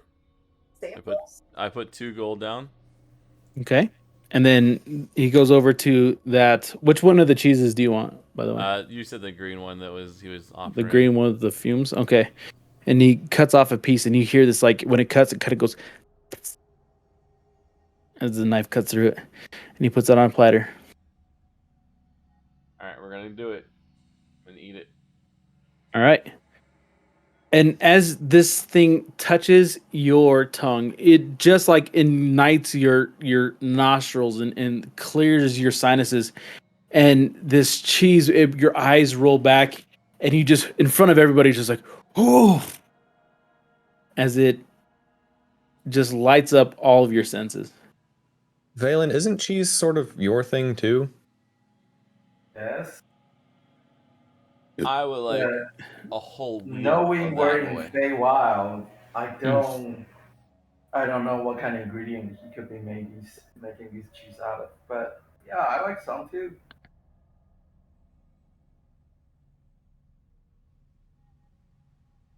I can't sell you for a wheel. It will be 7,000 gold. 1,000 gold. You must be 2 joking. for a piece, and then the 7,000 for a Wow. wheel. 7,000. How Would much you can like for another piece just like that? How much for 100 gold? And then he cuts off just this tiny little corner. How much did I pay? Like I paid 2 gold for what did I get for 2 gold? Here's the thing. I'm always going to give you a discount for the first. Now that you know how good it is, you'd pay 100 for this, right? And you know that even that little tiny piece for 100 gold is super enticing at this point.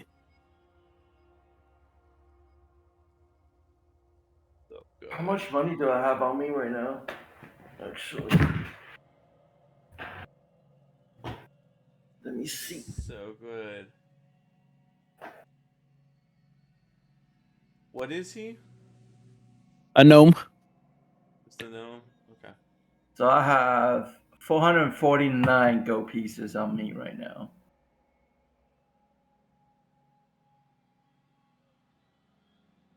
Hmm.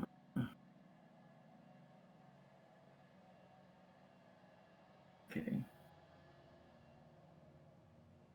I do as a traveler, I do like to sample some of it.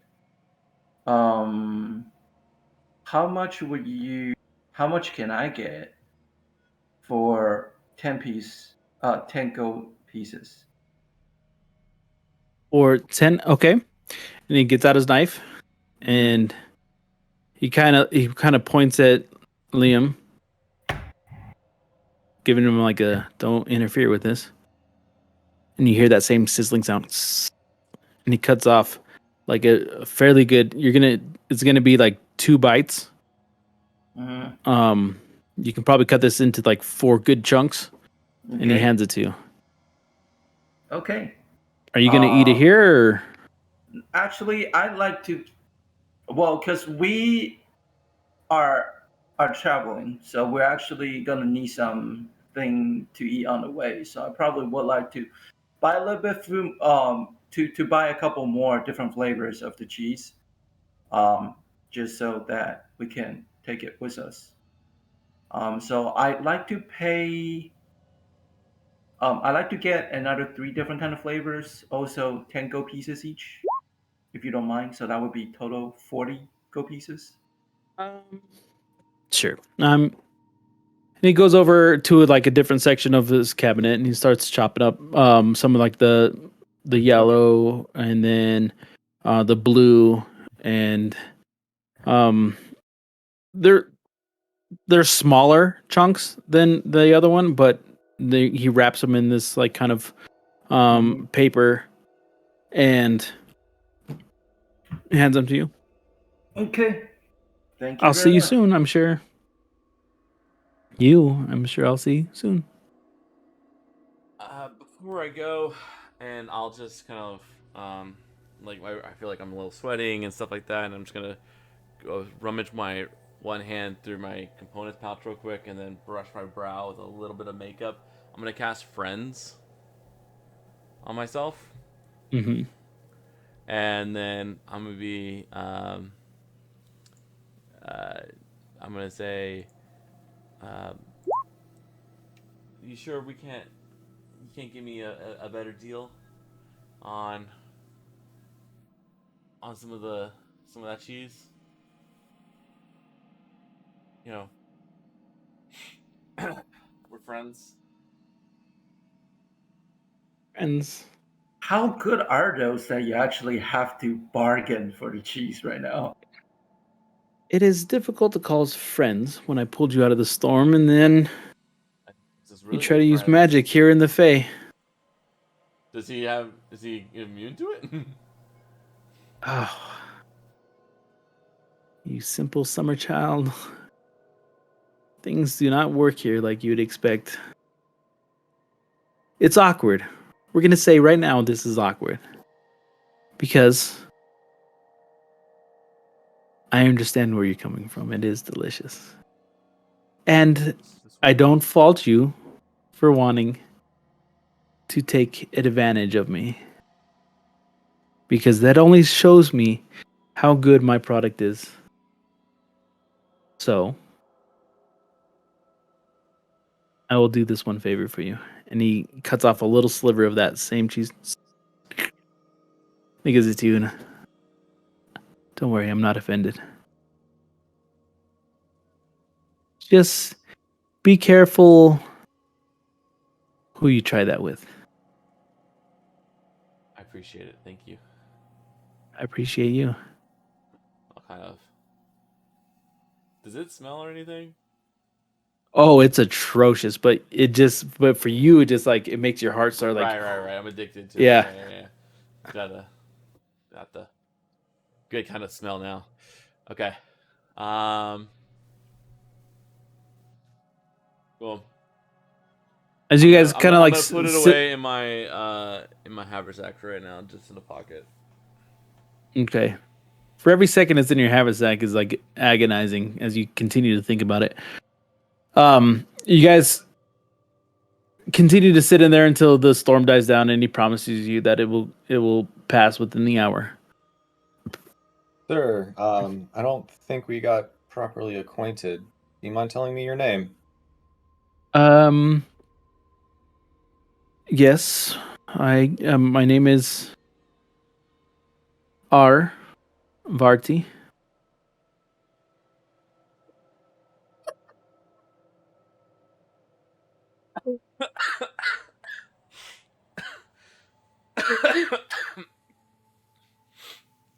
I think you just killed all of the players. Huh? That's it. Like that's the TPK. That was it. There's their TPK. I think Val's the only one alive right now. He finally ends it with a cheese joke. Okay. I think we broke Alex. Ooh, This is not expecting that one. this is. I'm Alex, gonna, I'm you gonna show you okay? guys how I've spelt this. And I hope named him this- Harv Artie. There you go. I like that. Make it That one Elvin. makes more sense too. Hun, but make it Elvin. There you go. You can still make it an I at the end, David. And still Yeah, do an I at the end would seal Oh, it. an I at the As end? far Okay. as for someone who lives in the like Fae. the actual cheese.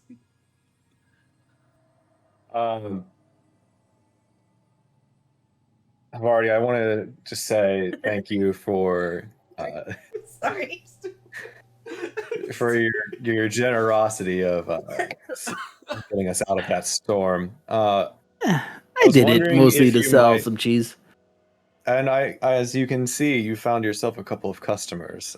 Yeah, I'll see them I was again. wondering if you might also deal with information. Mm.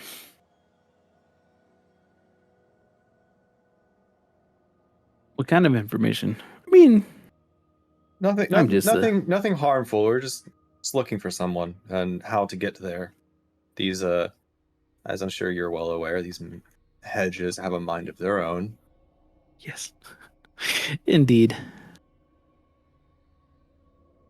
Just some cautious travelers trying to get to where they're trying to go.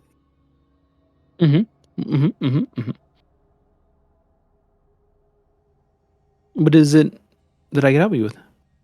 Looking for some cheese. I mean shoes. Definitely shoes.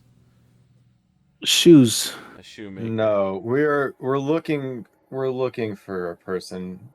Friendimus, Oh, the cobbler.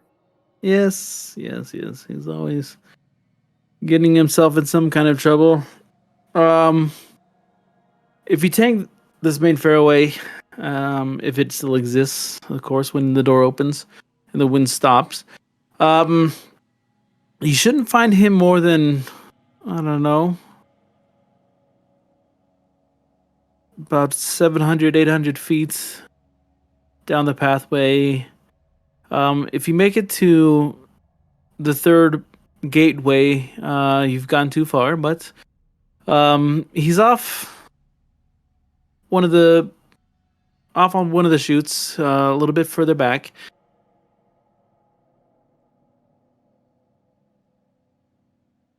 Yeah, Which he's on?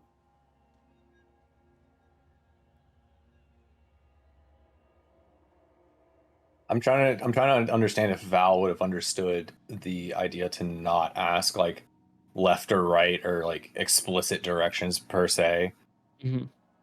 yeah. Pretty clear. Well, he Lefts said and down rights, one of north and south. yeah, Or north and they south is just not going to help me. get So like super vague around here. so like he's Ask for trying to any figure out other- like what way to have asked like on what side path to go down kind of thing. Yeah, Ask for it's anything to like look out for. We gone too far, or He said if he you said if the you third gate. yeah, if you get to the third gateway, then you've gone too far. I would trust your grab your sword. You say grab your sword. Grab your sword. Yes. You did. Are you left or right-handed? who are you I'm talking to? left-handed. Huh? I'm left-handed. Yeah. Before you get to the third gateway, go towards your sword hand. I'll nod and give I've already 5 gold and say thank you for your patronage and your information. And he takes your gold and he sees that he's kind of like accumulated all the gold that you have, and he throws it in this bucket, and you see this kind of wooden bucket in the corner, and it has like, you see lots of silver, gold, but it's also like full of water and gross just like filth and muck. You get the sense that your particular like monetary or money is of no value to him, and he just kind of discards it.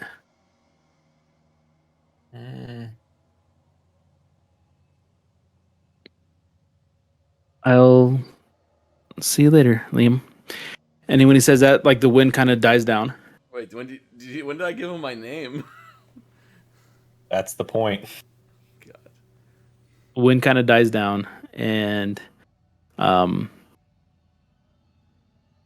you're able to walk back out onto the main fairway, and it is no longer blowing. You guys can continue to move in 2 blocks chunks. Woohoo. I'll tell them, oh guys, I left something inside. Go on without me. I'll catch up. We'll wait here. No, if you need just to go walk on. Just keep walking down. Just go on down. You're Just doing keep a great job of that whole we're not supposed to split up and you went to come find me and then all of a sudden you're just telling us to go walk through a maze that's You're just going probably straight going to down try there. and I'll get us meet lost. you right down there. Just keep going. We're going straight. We We're going straight. can wait right here for you. It's going to take Just- you less time for us to wait here and for you to go have your conversation and come back out here. Just go have your conversation. Just walk. Go have your conversation. Just Stop being stubborn and have your conversation. Just trust me. Just walk. just go have your conversation. Trust me. Walk. Just go ahead and walk. And I'm like, forcing it. Like I'm just trying to, just start walking. His jaw starts locking up.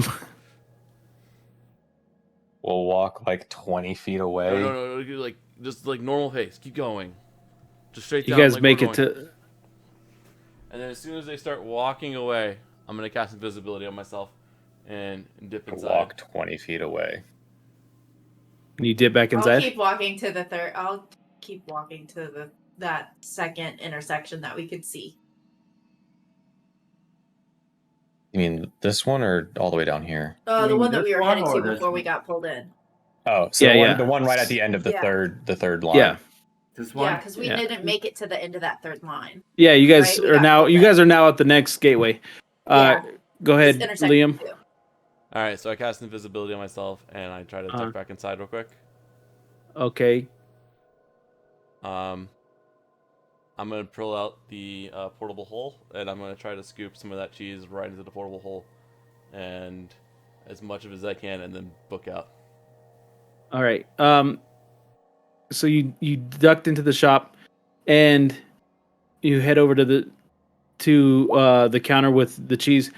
What you failed to do in this kind of lust for this cheese is remember that when you walked into this doorway, that familiar bell that has been above every doorway of every shop you've ever walked through, I was trying to do it while the As door the- was still open. door swings shut.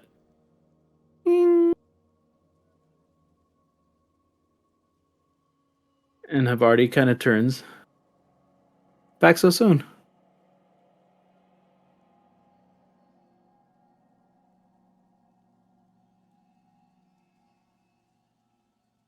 I mean, for me, all you did was roll invisibility, and you didn't do stealth check. You didn't do any of the other stuff that you didn't say. Hey, I'm just letting you know. You didn't say, hey, I'm gonna wait. I'm gonna try to slide back in while the door's closing. Well, I told the group, I was like, hey, I'm gonna, like, as soon as we walked out, and then my brother was like, I get it, but I'm just letting you know. As far as role playing, you didn't say, hey, I want to slide back in while the door is closing, or I want to do a stealth check. You just went invisible.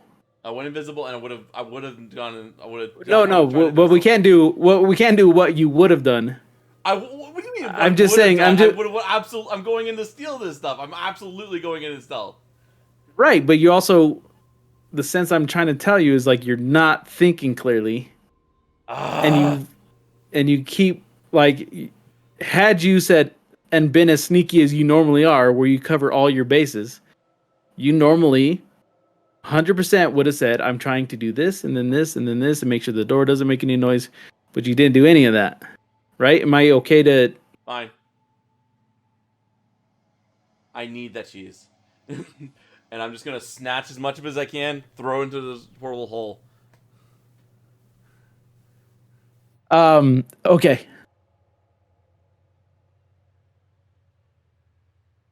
So.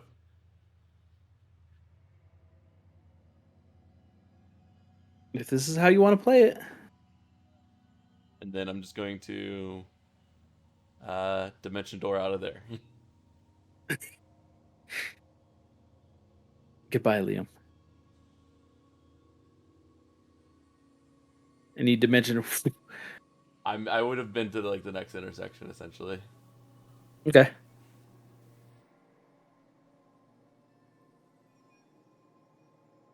And that's it. That was the whole thing.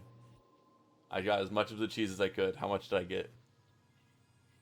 You have like a pound block of this cheese, and he'd been giving you just like little slivers. Oh, good.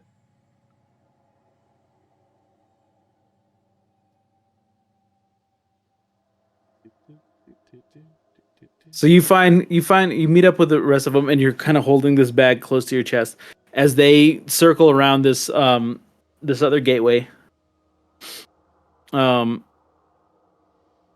is unmoving. It doesn't seem to be activated for them or in any sense of the way, but they continue to kind of circle around it. So the portals we're standing around and it still doesn't activate. Mm-mm. Okay. Are there markings?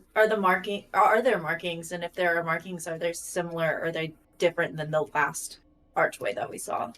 Just No. I can roll. There's just an arch. Yep. Okay.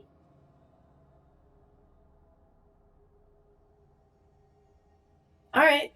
Well, So, out of a puff of smoke and brimstone, my brother reappears. Yeah, I would be visible at this point. At this point, the smell of him reappearing is not just that sulfur. It is now this stinky cheese that he's got clutched to his chest. It's in a pocket dimension, so actually, It's your breath. Had you just eaten it, it is okay. atrocious. I'll get rid of the sliver then. I'll get rid of the sliver. You're gonna. I would say I've eaten the sliver. You've eaten the sliver. Yeah. Yeah. Okay. And then as you eat it again, you kind of your eyes roll back, and you feel like adrift and a little giddy.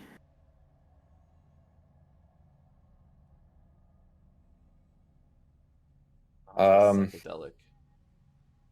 Everything okay? You don't normally show up in a puff of smoke unless something went wrong. No, everything's fine. I just didn't like how he was talking to me, and I really wanted to buy some more cheese. So we came to an agreement. I told you guys I would catch up. We're fine. As he nibbles that little sliver. So good. Someone spell psychedelic for me? PSYCH That's where I got D ELLICK. I see. CHD. All right, what are we doing? I guess we're gonna go down that another little bit down. So left hand, you're 700 to 800 feet from the door is what I am going to do first. So I'll continue. Okay. So we'll continue to move in chunks. Yeah. Down of 500. So the first 500. So it's 3. So like The next 2 blocks. yeah, the next 2 blocks. So Is 500 correct? that's about 500 because you'd be Okay. in about the middle of that block. Right? Or were you saying Nope, it's that's good. those? That's good. And then do another 2 blocks, if you would. So those 4 and 5 puts us in between the 2, or basically right at that But if we the second gate. third. We want to do it's before the 3rd gate is what he said. As you guys get to the last gate, do you not realize pass the 3rd gate. you guys realize 700 to 800 that feet, do not pass the 3rd. yeah, I think it's you guys this. kind of realize you start to hear this commotion to your sword hand, and you follow this pathway up. Are you pointing at this one or at this one? The first one. First one, okay. And amongst, you see this kind of like the sparkling and it darts in and out of the hedge, and you're immediately kind of entranced by it, and you see as you guys get closer, a group of pixies. And they look at you and you hear these like high pitched voices like, "Oh, travelers, come here. Join us." And they're all giggling and they're fluttering around your face and they're getting really close and it's kind of annoying. You guys are, as they're all just like insist that you come closer, and they take you over to the hedge wall and you see that the pixies are engaged in a game of chance. It is a game as you see them kind of rolling these dice. Oh my god, are they playing rollies? Hands of dice.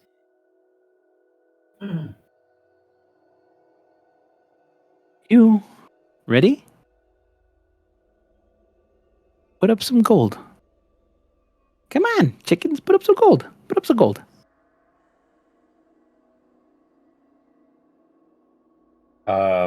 As they bait you in, as they insist that you join them in a game of dice. I'm sorry. Unfortunately, we're on business for Princess Dandelion, and we don't really have time to play your The second games. you start to insist like that you can't, more pixies start swarming you, and then they just like kind of all over your face, just like, come on. They start like kind of like poking at your nose, Val's gonna they're try and doing like this. stay stoic and keep his composure. and they're doing this. Everyone, play with us. Play with us. Come on. 50 gold. That's all we ask. Come on. 50? 50 gold. Come on.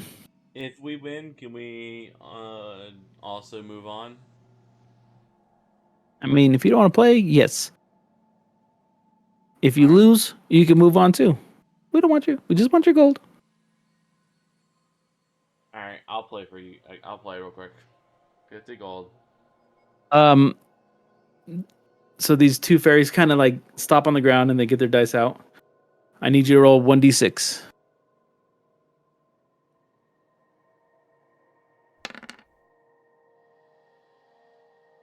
Shit. You hear them all kind of yell. Shit. And you hear them all just like, shit.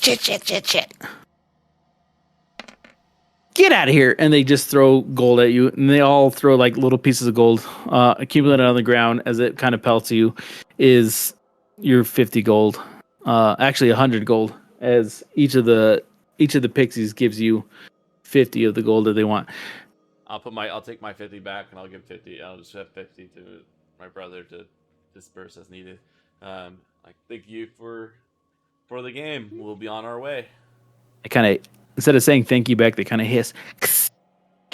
And I'll say thank you and Sylvan and pass on. Oh, he speaks Sylvan. Well, here's some Sylvan. Fuck you. I guess Val's gonna put the 50 gold into the party funds. I was just getting Oh. I don't know where you had to use left, so. As you continue heading up the way,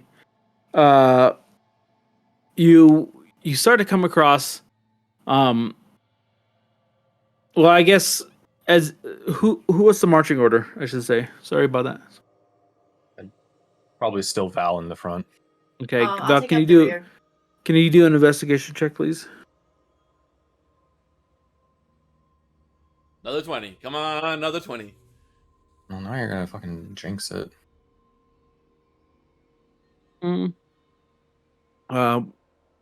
Yeah. You walk a little bit further. Who's second in the line? It's either Liam or Valen. Asher already said Probably she's me. taking up the rear. All right, Valen, can I get an investigation check? Yes, sir.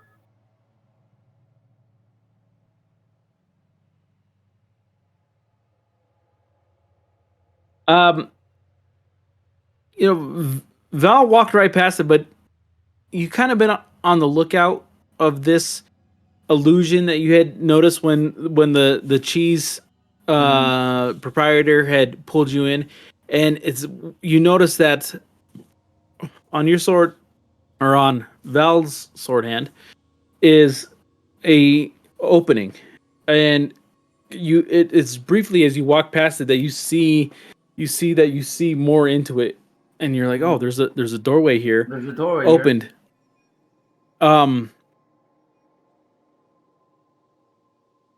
It seems as though this is another shop. Oh. But on this one, when as you kind of like peek your head in, this shop seems to have been full of tables and shelves, adorned with shoes. Shoes, you said. All right, so we might be onto something. So then I turn around and I call on to Val and Astrid and say, "Hey guys, remember that the cobbler that we're looking for? Yeah, shouldn't his shop be around here? Yes, because I just found the entrance to a shop that's displaying a lot of shoes. Follow me." Oh, sure. Yeah. Thanks for finding that. As you Follow walk into Val. the shop, you see that the shoes are littered the floor. And Valen, you hear like this kind of gentle sobbing coming from one of the back corners. Sobbing? Uh-huh. Okay. Hello, excuse me, anybody?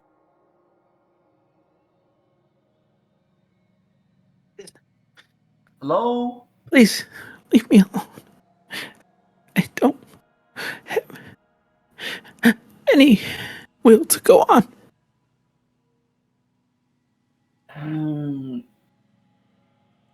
What going on here, my friend? Is there As anything you that we can help you?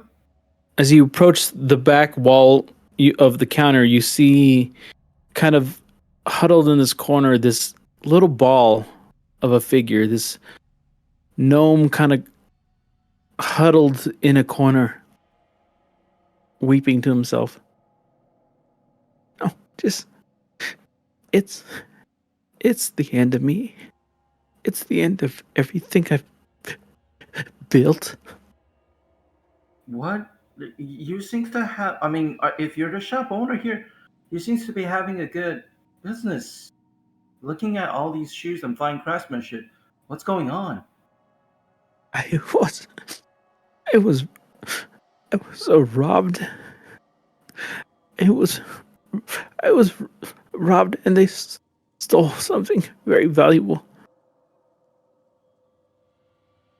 What was being robbed from your place? I don't want to talk about it. Maybe we I'm can gonna help to venture get to you guess back. it's a pair of pink shoes. Who are you? Can I go ahead and do like an investigation just while they're talking to him and just kind of start looking around and see like, how things have been? Yeah, you can do an investigation check. We, as I'm sure you'll figure out in a minute, have been sent here to retrieve those shoes.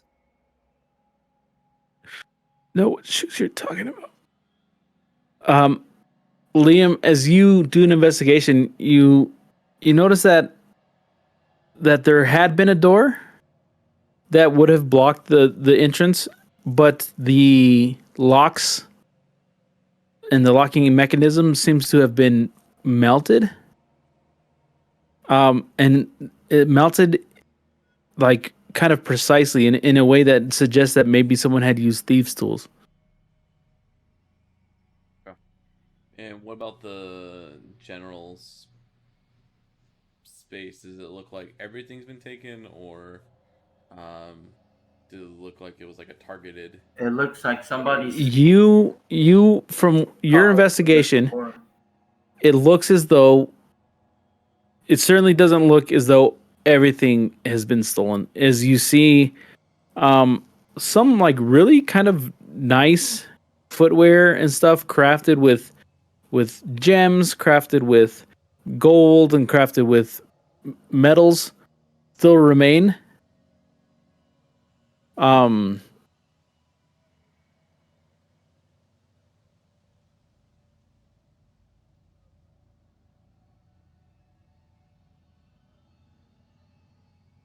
Anybody else want to do a check? Of looking around. That isn't investigation.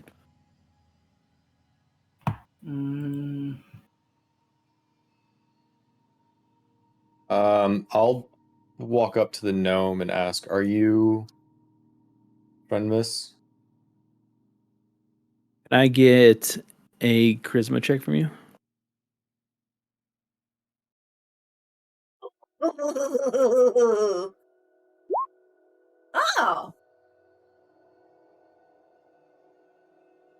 Yeah. I'm considering changing my name. I think that you're clearly here because you know what I was asked to make for the princess. But they were stolen the other night. And I think that will be the end of me. doesn't have to be. She's a little crazy now. And she doesn't react very well to being disappointed. I don't think she's gonna like this.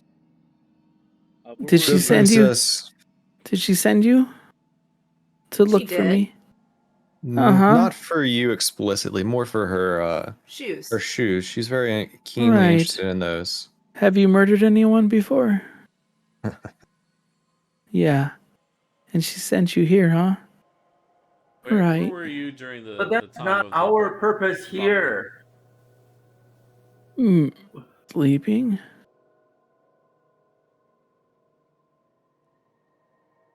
You were sleeping?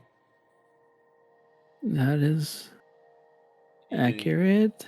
What did you do when you heard someone rummaging around your shop? I didn't hear anything.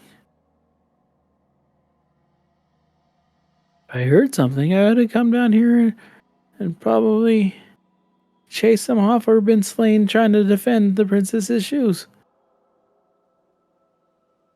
Did you? So you never got a good look at who did the robbing or who did I the was robbery? sleeping. Who did you tell about the princess's slippers? Did you work with anyone on these shoes? To like brag about working on the princess's slippers? I mean, it's. Yeah, I bragged a little. I mean, it's nice that she recognized my work.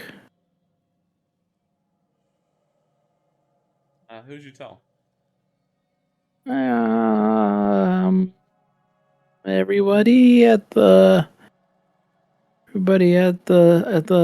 pub. Where's the pub from here? Oh, it's can you put up your dominant hand? Okay, it's like 3 non-dominants and then a dominant and then 3 non-dominants and a dominant.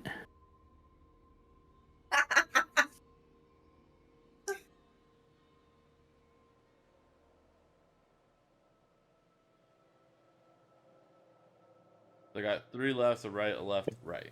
Anyone else got anything different? There's 3 lefts, a right, a left, a right. And then was there a left at the end? I don't know.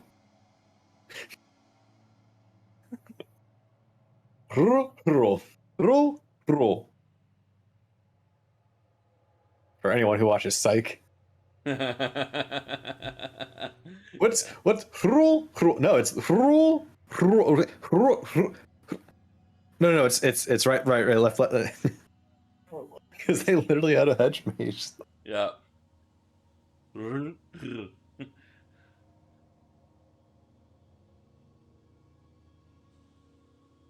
Anyone seem keenly interested in your work at the pub?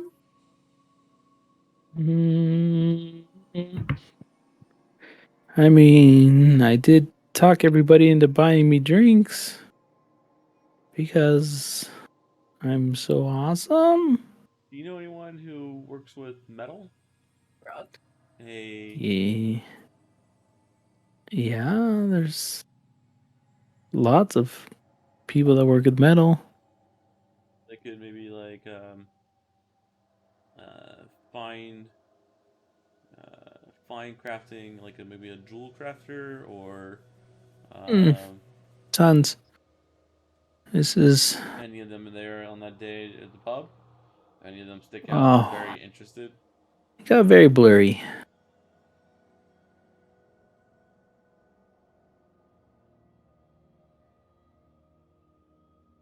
It's Do you have an image of what the any defining marks other than the description we were given of the slippers?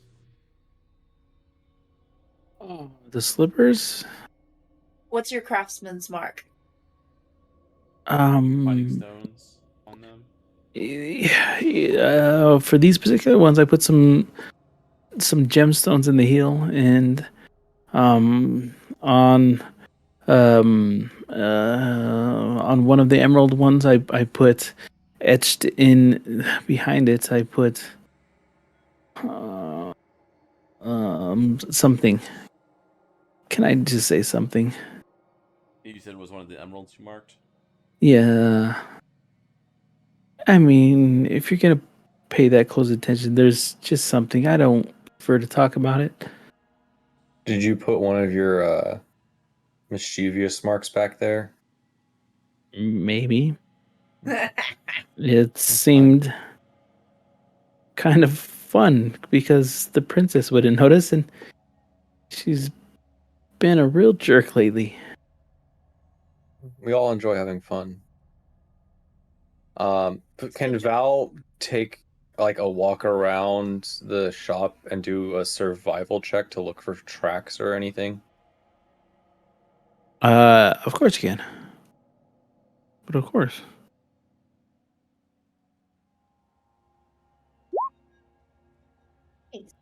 Um, you do see, that, let's say, for someone who can track, you do notice that this chaos and this ransacking seems a little organized in order to look as though it was more random than it was. Um, but the more you look at it, the more you see it's just like this organized chaos. It was most certainly someone came here for something specific. They came in, you entered, but at this point, um, as soon as it kind of leaves the doorway and goes back into the hedge maze, you kind of start to lose track of it because you get the sense that even here, the ground and the hedges and It's stuff all going to have be this. really hard to track things through the Yeah. Fae. He understands that, but he was looking Yeah. for like any kind of identifying anything that he could find in like Sherlocking it, like looking for torn pieces of a cloak or some shit like that he can. Misplaced dust particle. Yeah, that one misplaced dust particle that's going to lead him straight to the Pixel. You know about the pixel. What are you like with Arcana? big ol' 0. Right, then More, never mind. that'll be more me.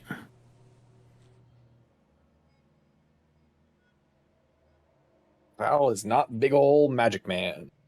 Um, Like, Shut up. so who was asking for an identifying mark on the Astrid. shoes? Astrid? Yeah. Me and her, yeah. There's certainly the signature I put on it, but there's yeah, it's a bit of a magical identification on it as well. Is this some of the forging I needed to do may leave a trace? Okay. we got? We were told that there was a pink rose color and a gem on it. Can you describe the gem for us? Several gems. There was a ruby, emerald. There was those despicable diamonds she insists on because she likes the way they sparkle. There was opals. There was several. Oh, okay. But like I said,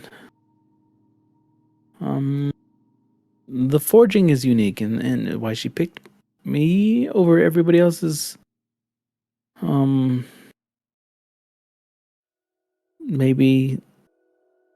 Maybe that would help.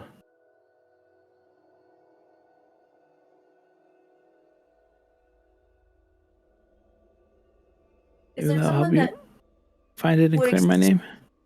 explicitly gain from your demise My demise? No. or your failure? Do you have a rival cobbler or anything like that? Oh no. Us cobblers, we are very yeah, we're like a big family. Yeah, no. I mean, most of us have been generational. My grandfather cobbles and my cousins cobbles. The cousin cobblers. Keith, the cousin cobbler, who carries on his work down on Cork Street. You said your grandfather and your cousins. What about your father?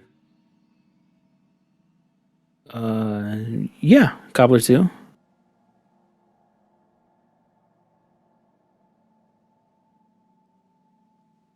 Well, Funny thing is, my uncle was kind of a cobbler, but he liked to make cobblers, a baker.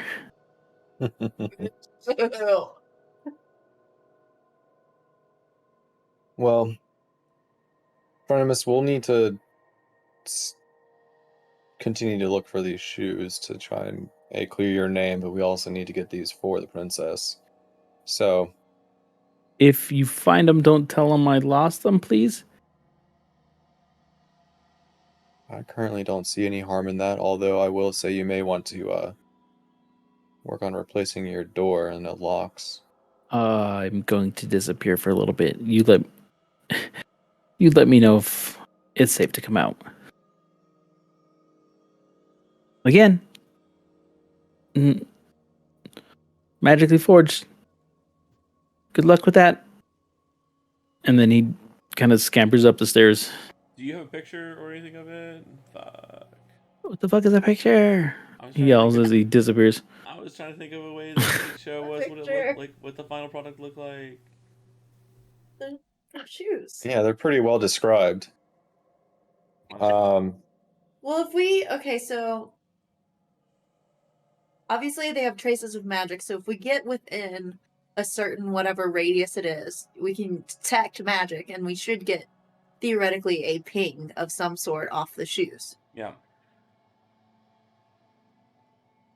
That would But make sense. the biggest question is, where are they? Or what direction do we need to head in order to... I mean, okay, first let's just, do it in the shop. Sure, I'll pull out the wand of magic detection and use a charge to cast detect magic while I'm in the shop. So the slippers have a mild enchantment that protects them from wear and tear, which is what he was referring to. And it actually leaves this faint trail, and you see this like kind of whiff of smoke as it leaves the door. Yo. Right. Well,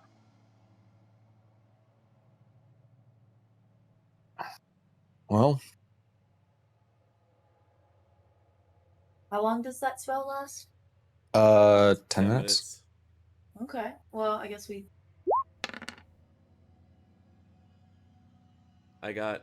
follow that for as long as we can. I can keep casting it after that, but it'll take 10 minutes to cast. Um,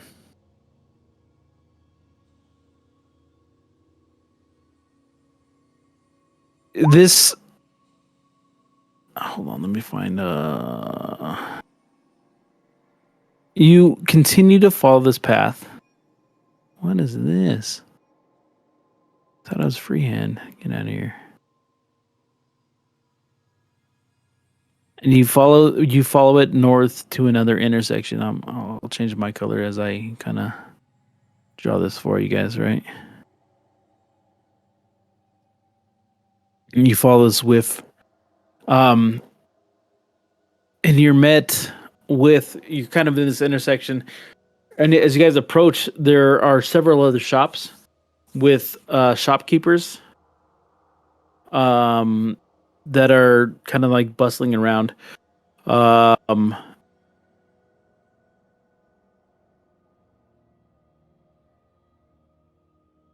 would like just okay. So who did detect magic? You're I gonna did. do investigation checks with advantage, and then anybody else at these points can do whatever it is they would like to do.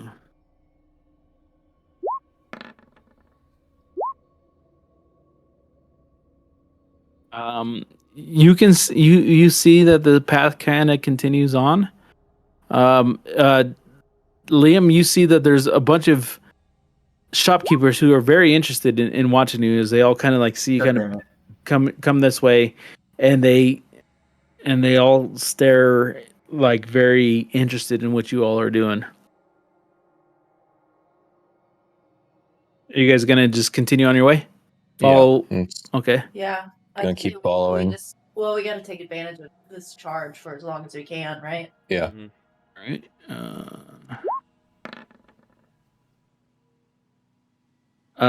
Let's see. That's 1 square, 2 square, 3 square. All right. Let me see here. Does I guess I don't know if I should ask this, but does the cobbler leave particular scent?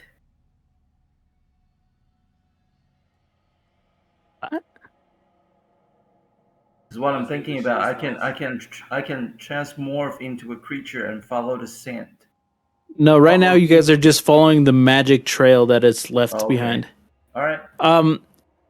As you guys continue on, as you turn one of the corners, you see in one of this is essentially like a hedge alley maze, and there is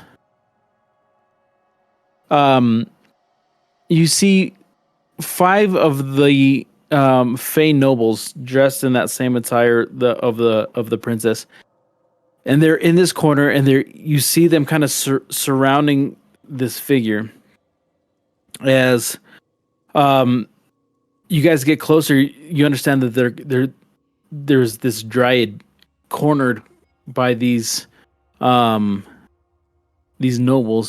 as they are just like lambasting it and insulting it and shouting all these profanities at it. Can I get an investigation check from whoever's in front? Still be me. And up the rear. As you continue to follow it, you get this. You look back at it, and this dryad is kind of looks at you in this like pleading manner. Do I? So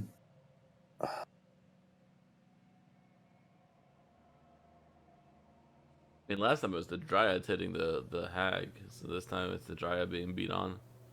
it's a different dryad though. Sure. Okay. I'll walk up to the nobles and Insilva and say, "My dear nobles, what seems to be the problem? We're here on behalf of the princess, and if we can assist you as well, please let us know." Yes, you can assist us. Help us kick the shit out of this disgusting creature. What has this dryad done to deserve such treatment? Insulted everyone here with its disgusting disgusting attitude and its foul, demonic figure. Look at it, this sniveling porcupine. And they start to like kind of kick it and push it down. Well, would you like for us to escort this dryad out of your presence so that you may no longer have to exert your own energy in order to deal with them?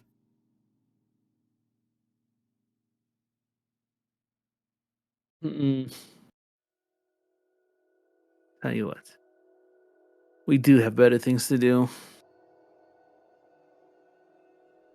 Just make sure it doesn't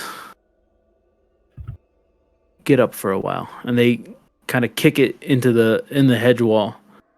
And the three of them kind of walk away. As they walk away, I'll turn to the dryad, still in Sylvan. I'll, crouch down a little to get to eye level and say, I do not know what you have done, but for the purposes of not getting your shit kicked in any further, just go with me on this one, and I'll pick the dryad up and like throw them over my shoulder and like have them just like limply lay there and start walking them away from where the nobles went. When you put it up on the shoulder, it just coughs his blood like down your back. You don't notice it, but Valen, who's behind you, sees this kind of crimson blood fall from its mouth as you continue on your way. You make it several yards up when you get to the next pathway. And you see this faint line kind of like travel down the next section here. Once we see the nobles like turn a corner or gone, I'll put the dryad back down and like sit them up against the hedge wall so I can talk to them. If I see them bleeding, I'm just gonna ask them like what did they do to provoke? Well, after you set it down, I think I'll cast healing on him.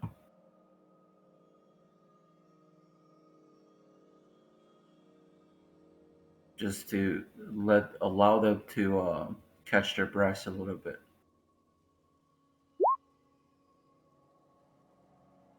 As you cast healing wounds on it, this dread kind of sits there and with its back up against the wall.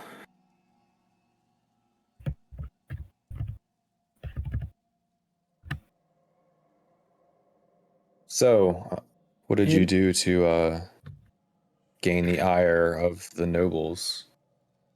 Simply exist.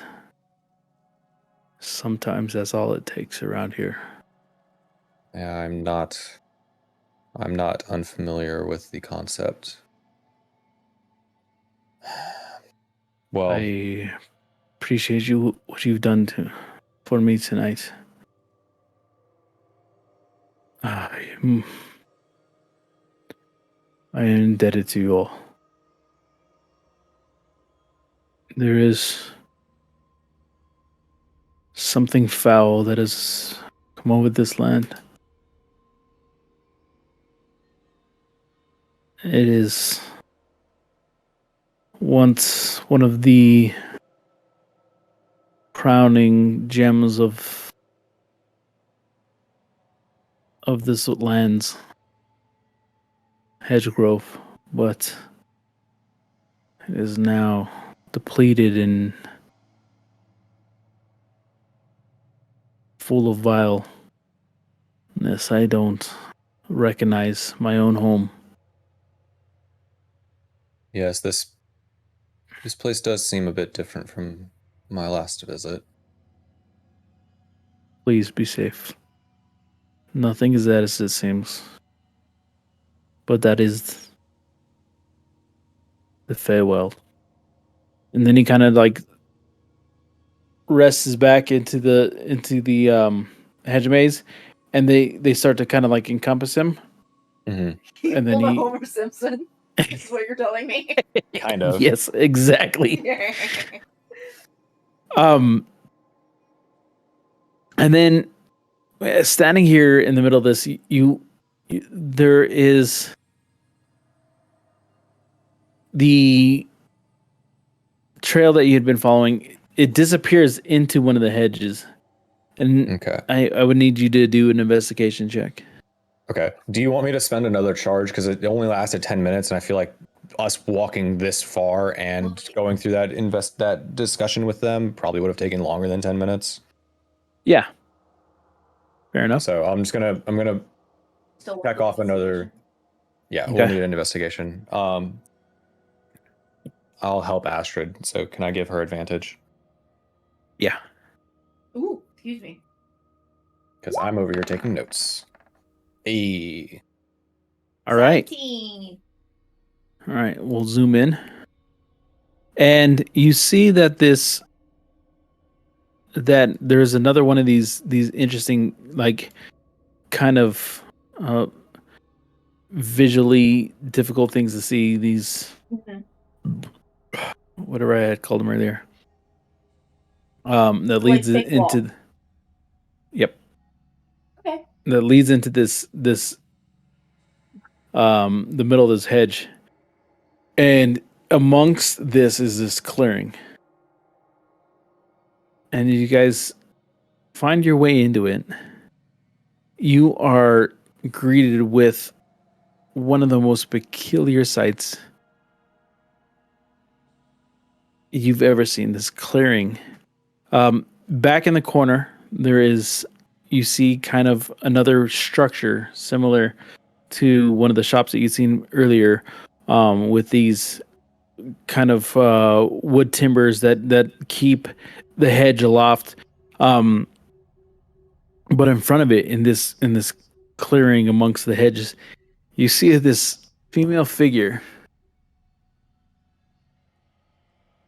in this extravagant dance as she floats left and right and spins and spirals and kicks and does all these elaborate dance moves. This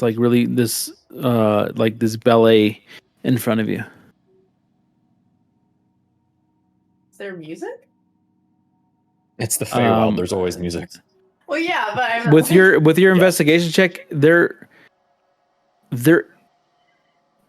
is no the movements she's making doesn't match this melody of the Feywild that you see you hear around you, and in fact you see her panting and like kind of in distress and gasping and heaving as she continues to spiral on, and the more you look at her, she seems like ragged and exhausted, and it's as if she's not moving of her own accord, and you get closer and you see on her feet these magnificent slippers.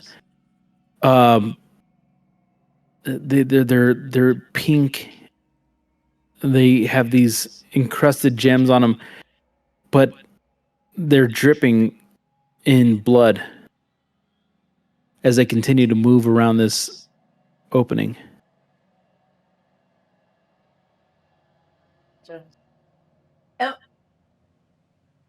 I know what's happening, but I guess I need to roll. What would I roll to see if Astrid knows what's happening? I don't know. I don't understand the difference. Well, okay. Well, Emily knows that this is this is a fairy tale. Like, there's literally a fairy tale about a woman who wears shoes that like gets trapped dancing. Why would Ashton not know that? I don't know. I don't know. Tell us, Ashton, about this.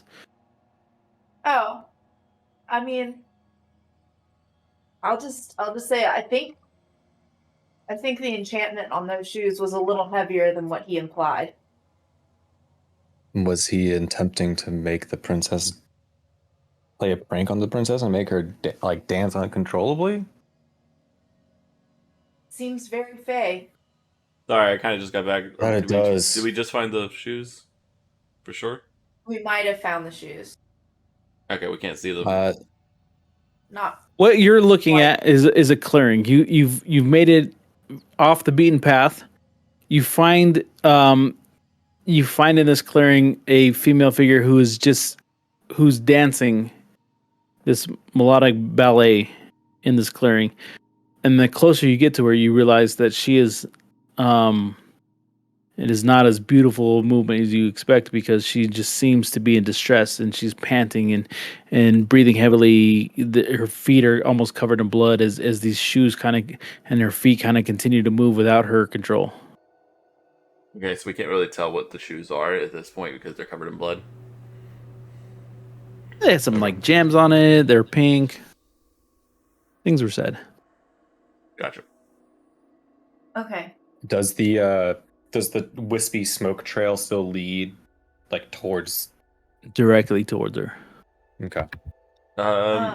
If her dancing is currently the problem, Astrid, do you think you can give her a short lift so she can stop dancing on the ground until we can remove? Might we want to talk to this person before just lifting them into the air? Sure, yeah, but all right, fine, do that. I'll approach. I'll go as close as I can without like her like getting in her way, if that makes sense. Yeah. As you approach, she's spinning. She hadn't noticed you until you get kind of fairly close. Yeah. And she just frantic, help me, please, make it Okay. stop. Oh my god, make it stop. I'm gonna cast Hold Person on her. Okay. There's no roll. I don't know why it's making me roll. There is a roll. It's There- based on Roll. theirs. It's a He what has they to roll. save. It's a Wisdom 15 save. Did you upcast it? No, it's a 3rd level spell. It just says higher level cast is what I said. Yeah, it's a second level spell. Oh yeah, I upcasted it. No, yeah, I upcasted it then. It is so as you cast it, she for a minute there she kind of stands still, but her feet continue to move, and then she breaks out of it and continues to like. Oh god, I thought that of her sweet relief for only a second. As her body kind of just like whips around as the shoes carry her around this clearing. If you want to try, we can keep trying to do a whole person. I have another way we can try to stop her from dancing. I reach into my bag and I pull out a scroll.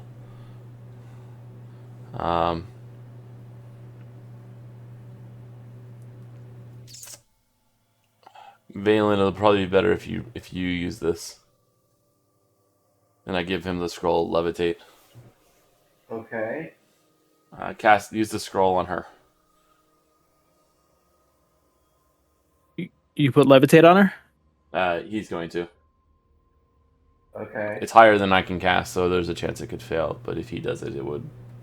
The spell passed. How would I cast it? You use it burns. It doesn't use a spell slot. It burns up the spell, the scroll, and then it casts a spell from the scroll.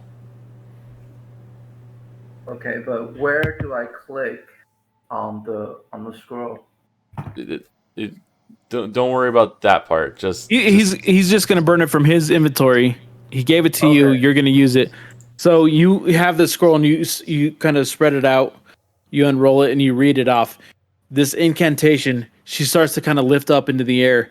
As she does that, the scroll kind of ignites into flames and turns to ashes and falls to pieces to the ground. And you see her just sitting aloft in the air with her feet just continuing to move around. Yeah, that should last for I think 10 minutes.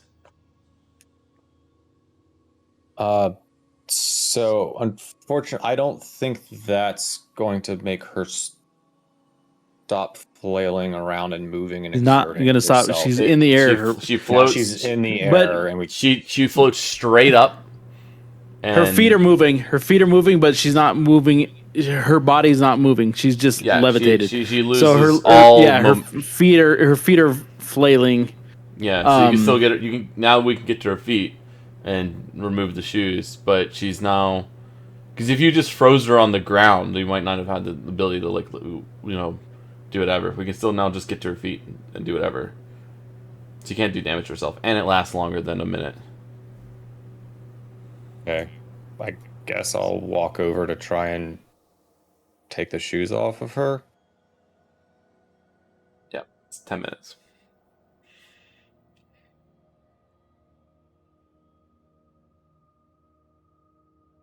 I mean, I'll walk closer. I would need you to do a strength check if you're gonna try to take these off. Okay, hey Astrid, can you help me with this? Sure. You can make your own roll, please. Yeah, I'll roll.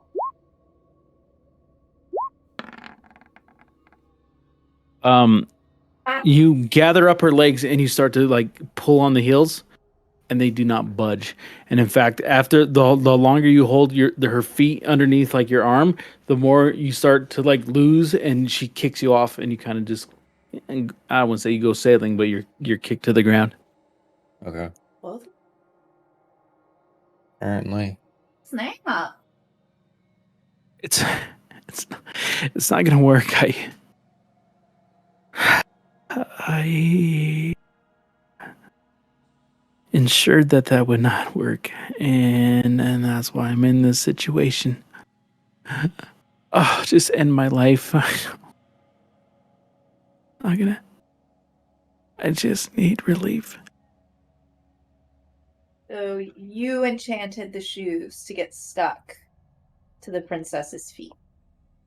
And hoped that if I could curse these goddamn things, that maybe the princess would wear them and suffer the same fate that I'm going to suffer. Why'd you Can put them we- on? I don't want to talk about it.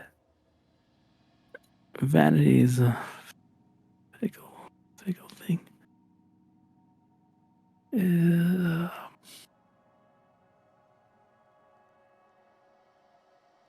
It wasn't supposed to work like this.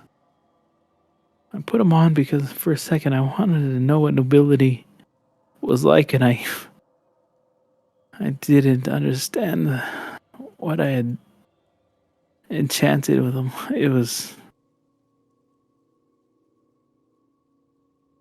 a mistake. She's become a tyrant. The whole of this place has become this torturous hell, and I wanted it to end, and now here I am, a victim of my own workings, and this is.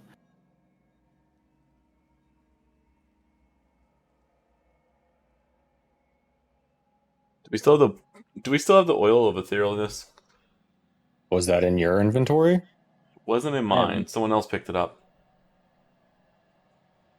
I have no idea. No. I don't know when it was picked up. I think we picked it up. It was a long time ago.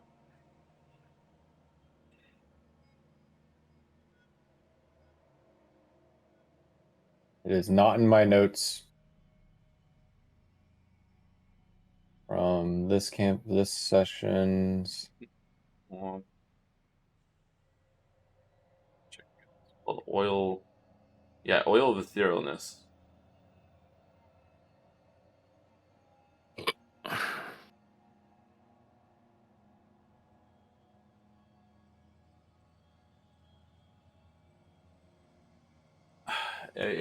It would only if we don't have it, we don't have it. That's fine.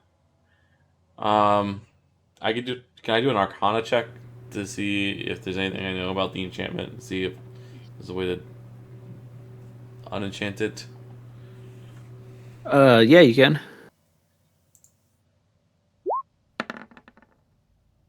Um, it seems obvious now that if you can um dispel the magic, you can certainly relieve her of this and take the slippers yourself. Mm-hmm. But without that, you might have to use like some kind of extreme measures in order to get these shoes off her.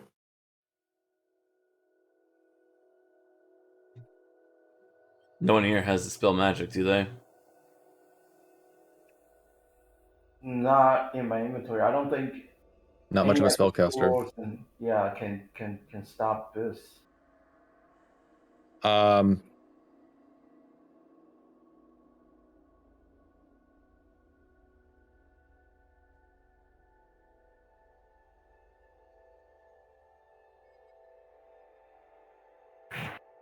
Hold up. No. give me a second to look something up that may help, depending on the wording of something. I um I don't know if this would help, but I can cast spider web on the ground and I don't think that would be trap. much help. Yeah, I don't I think could, I think they're like it magically.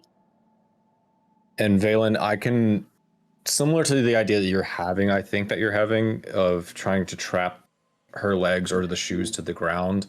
Instead of using a spell, I could pin her legs to the ground with the immovable rod, but I don't think that's going to help currently. because ultimately we need to remove the shoes from her leg. You figured it out? Nope. We found ways to keep her pinned. We don't have a way to remove it yet. Wait, hold up.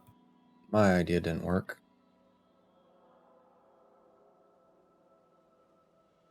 Would counter spell work? It's a No, counterspell is an action to like you're counterspelling a action, so it doesn't work on things that are currently already casted and taking effect. Okay. So like counterspell and dispel magic are like two sides of the same coin of like what you're trying to do, but one's like I want to stop it from ever happening. You use counterspell. If something's already like set in place, like the magic's in place, then you use dispel magic.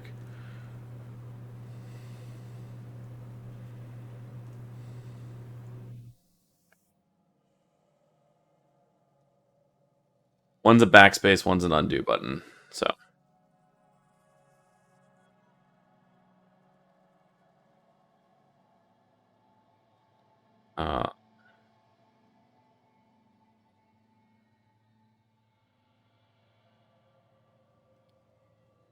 I mean, the only other thing I can think of that'll get her in trouble.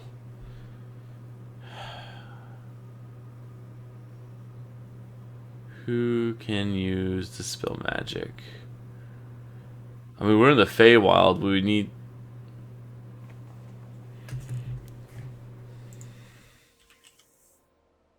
I have an idea.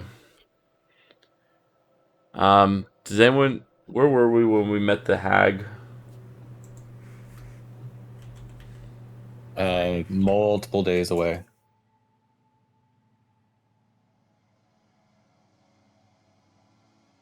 That was well outside the hedge maze. That was before you met me. Mm-hmm.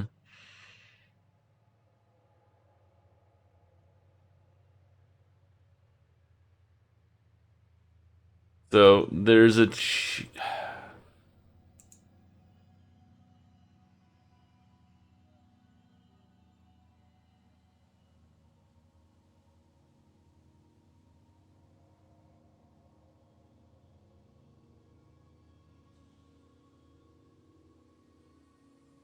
Um.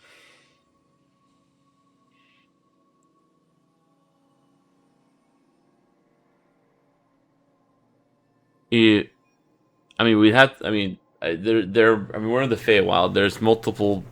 I mean, this is essentially the land of magic, right? So if she can't dispel her own magic, we could probably find someone else who can. We'll just have to be getting her to to that person. That's really what we're going to be at in terms of figuring it out.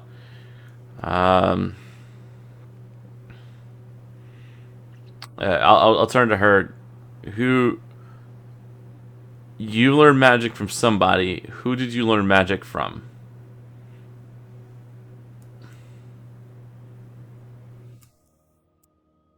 Viva. Oh, me? Yeah, I asked the person floating. If she was able to cast the curse or whatever. She learned magic from somebody. Who she learned it from?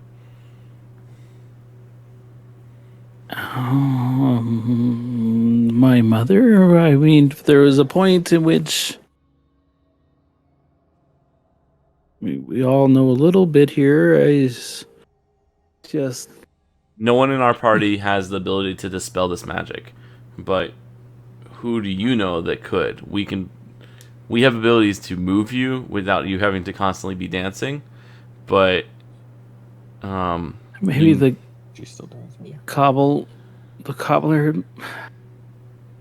I don't want to see him again. But the cobbler, I'm sure he enchanted the shoes in the first place. all right, Were the let's play. shoes initially enchanted to make you dance in them? Or was your curse, or was your magic to only make it so they can't be removed?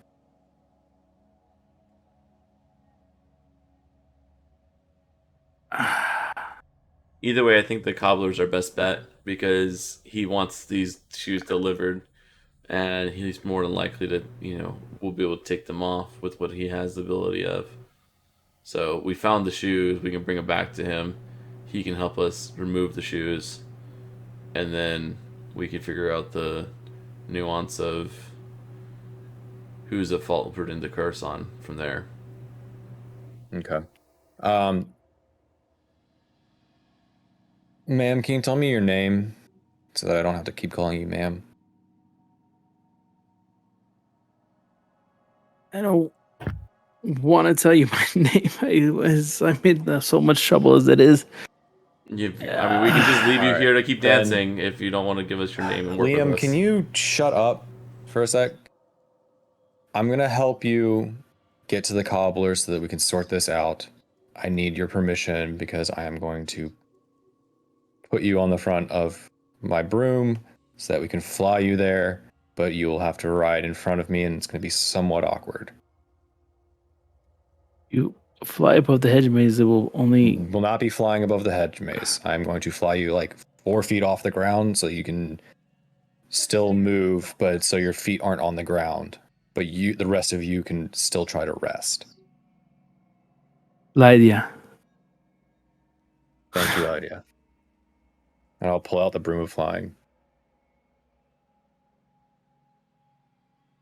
And I'll go up and try and scoop her up onto the front of the broom. You scoop her on the front of the broom, her feet just kind of just keep like doing this jig underneath it as you backtrack through this path, or are you going to take a different path? I mean, we don't know the mage well enough to trust that because I mean, we see the paths right here, but you do not know the maze well enough to do anything. So then, going back the way we came to the best of our abilities is the only way that seems reasonable.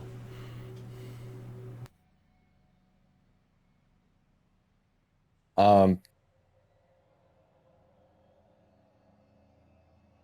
didn't get the name of that other person, did I? Which one? The Dryad.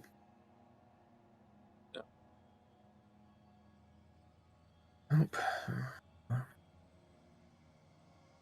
Lady, was it Lydia? This is me asking the DM. Lydia. Lydia, thank you. Lydia, can you help guide us back? Just to be safe, you know these ways a little bit better than we would. Grab your sword. This is my favorite. Okay. We're gonna take a sword hand, and then we're gonna pass towards. Once we get to the gateways, we're gonna take a not sword hand. Are we good? Yeah. And then she kind of, even though, so you put her on the front, she awkwardly like turns and then holds you As I right, assumed she would. and then but her legs are still facing forward and just like doing this like Irish like jig. This is exactly what I had in mind, and this is why I asked her ahead of time. Right. Okay. So those are the paths she leads you on is sword hand, and then gateway, and then non-sword hand. Yeah. And you find yourself in front of. So that's where we thought we met the cheese person. No, that was the fucking cheese person. My bad. Yeah. Yeah, it's My just bad. down. It would have been another Down sword here. hand and would have been down here. It would have been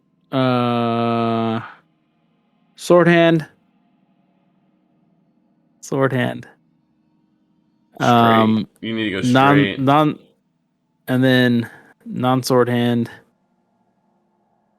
No, Non-sword hand. No, I Anyways. cannot draw a 6 on here. Whatever. we're right there. Sword hand, sword hand, sword hand, non-sword hand, sword hand. Sword hand. What is everybody else doing? I mean, Are they trying to run and keep up? Oh, I wasn't going fast. And also, with 2 people on his room, he can't go faster than like walking speed. Right. I think it's Well, slower than this is- walking It's a speed. 30-foot. It's a 30-foot speed. Well, let's see what you guys encountered on the way. Is everybody cool with this? Yeah. Oh, wow. When you guys reached this point, fuck, where is this?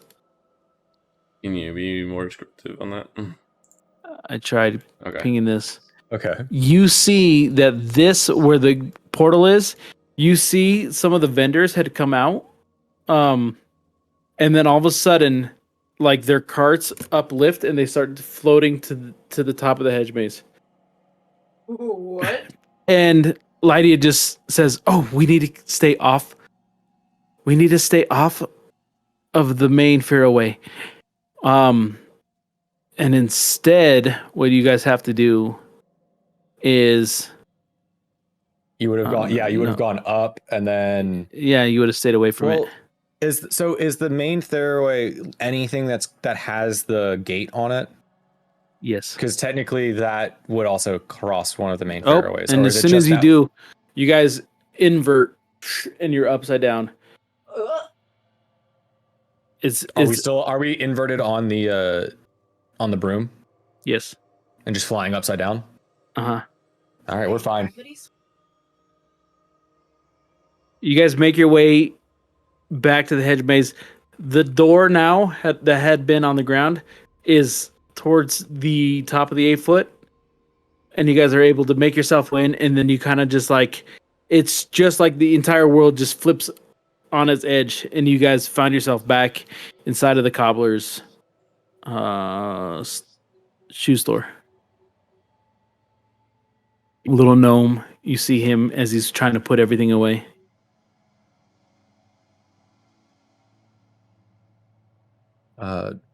Brendamus.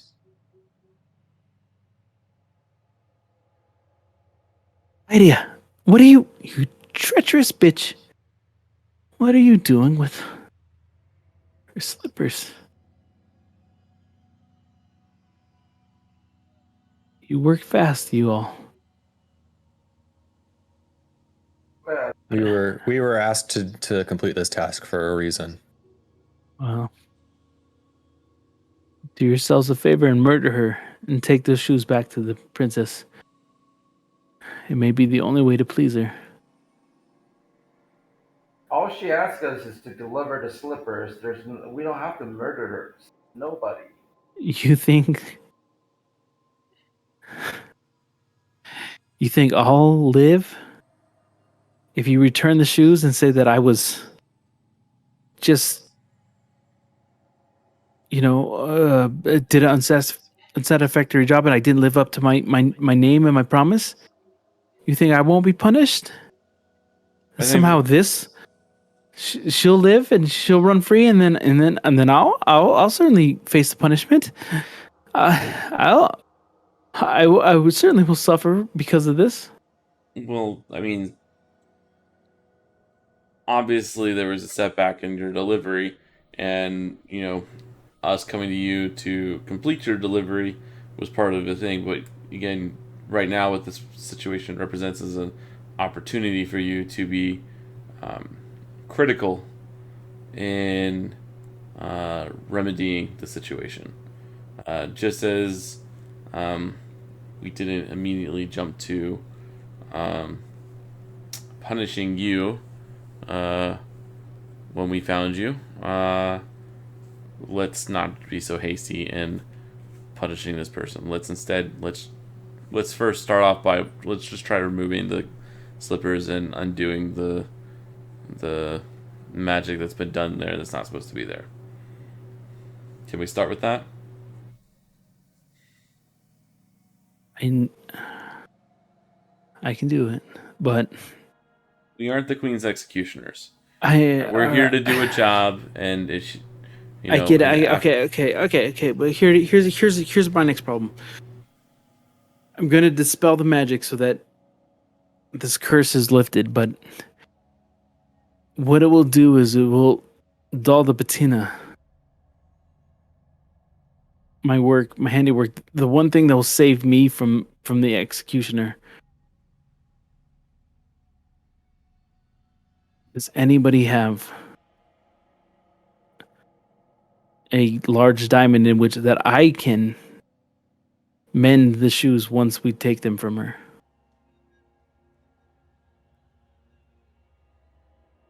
Diamond? I don't have one in my bag currently. We probably had a bunch of jewels at some point. No, we've sold all those. We sold every single diamond. We didn't keep any diamonds for ourselves. We didn't have diamonds. We had other jewels. We didn't have diamonds. And we sold those. Diamonds are used for magic, so we often would keep them. I would have thought, but right. If we don't have, yeah. All right, we don't have a diamond on us. Can you keep her occupied for right? If you can distill the magic, can we go find a diamond and then in the market, and then do the final work?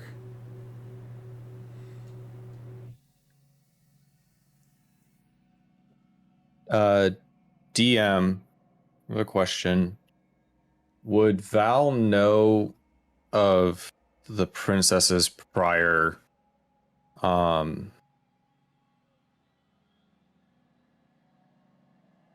personality and whether or not she would go for replacing any of the diamonds with stuff like dragon claws or fangs and more? It isn't that she it's not that she wants the gems in the heels. It's once you dispel the magic from these slippers, they make them a little less special. So he's willing to dispel the magic from these slippers, but they're not gonna look and shine in the manner that this cobbler would have promised. So it's gonna be like unsatisfactory. So what he's asking for is a diamond in order to, once he dispels the magic, to free her from it. He's asking for a diamond in order to regain the polish and the perfection of the slipper itself. All right, So it's not going to be like a trade of. Yeah, I have the other thing that I have that I could potentially use is we still have a lot of white dragon scales from an adult white dragon, which are known to have very shimmery, like they have very shimmery scales. Think so. Right up the road, there is some vendors that. Sure, that may work. No, no, just head, sword hand, and then head sword hand, and then not sword hand should be there. One last thing before we go there. And Viva, you're gonna have to make this up as you go. Sorry. I pull out the bejeweled dagger that I got from when we were attacked on the skyship at one point. It's bejeweled. I don't know what jewels are on it. Is there anything on that that has enough value for what he's trying to do, particularly any diamonds? It's the only thing of other like jeweled value that I have on me.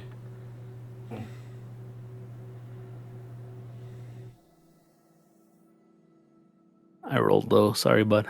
All right. Can I burn a luck It and make you has- roll again? Yes, you can. All right, I burn a luck and you can roll again.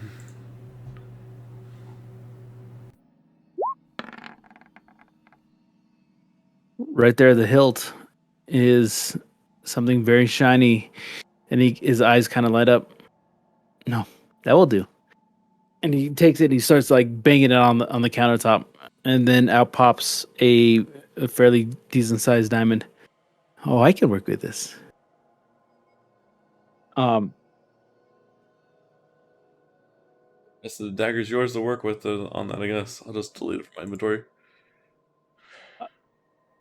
Several, like maybe a half hour later, you hear the entire time that this is happening. You hear this like tapping of feet as she continues like to dance around in this melodic like ballet, and then after a while you guys realize you had become so accustomed to it that it kind of you zone it out, and then you notice no, it's just not happening. And the gnome kind of comes downstairs from his workshop above the main shop that you guys have been sitting in, and in his hands he's holding these pink slippers.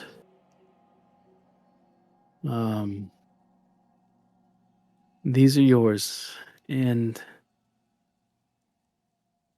I'm going to deal with Lydia myself. She's going to be safe. She's going to be fine. Insight check. Okay. Hey, listen, Faye. Gotcha. Fine is No, I'm not gonna- actually fine. I'm trying to. Another 20. You get the sense he's hurt that he knew her and she did this to him. That he worked so hard and worked with you in order to spare her life. You get the sense that he's not going to back out of his word now for vengeance. Like he doesn't seem to have any vengeance on his mind. There you get the sense that he has that pity is kind of his main mood currently.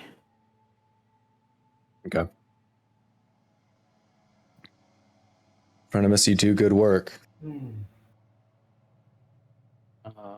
Thanks to you, I can keep my name. And I'll continue my livelihood was prosper because we'll deliver this. Lydia will certainly not hinder the progress that we've made here today. Thank you very much. You've done me a great service. At least I'll take now we the can deliver- shoes. Yeah, we can deliver those slippers back to that That to the queen. If you don't mind, I would like to make this a little bit of a quicker journey for you. I don't want you all to have to. I would like you to deliver the good news as soon as possible. He leads you back into the main fairway to the gate.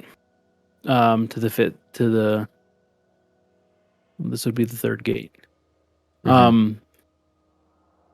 As he approaches it, it ignites. This will get you close to the castle. Insight. No, I'm kidding. I'll thank him for his help, and I'll motion to everybody to head through the gate. As you guys I'm assuming reappear, Val would have used these before, so he's not completely unknown to these.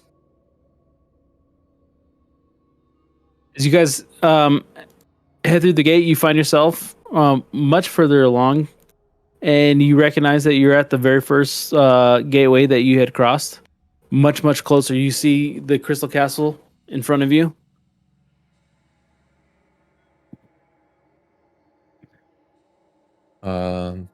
We'll continue towards the Crystal Castle if we can see it.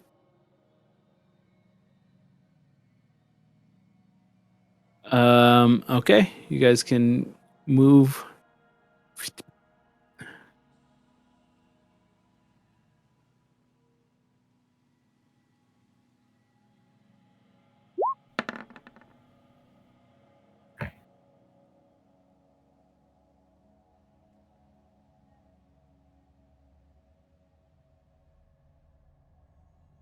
As you guys get to the edge of this corner here, as you guys get to the edge, you hear this like chattering sound.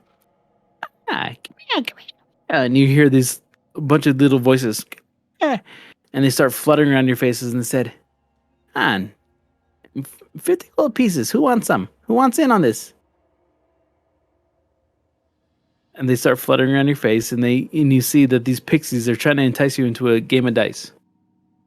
As we are walking, I am going to explicitly make sure that I keep a hold of the shoes in the bag of holding, and make sure that nothing is getting to them.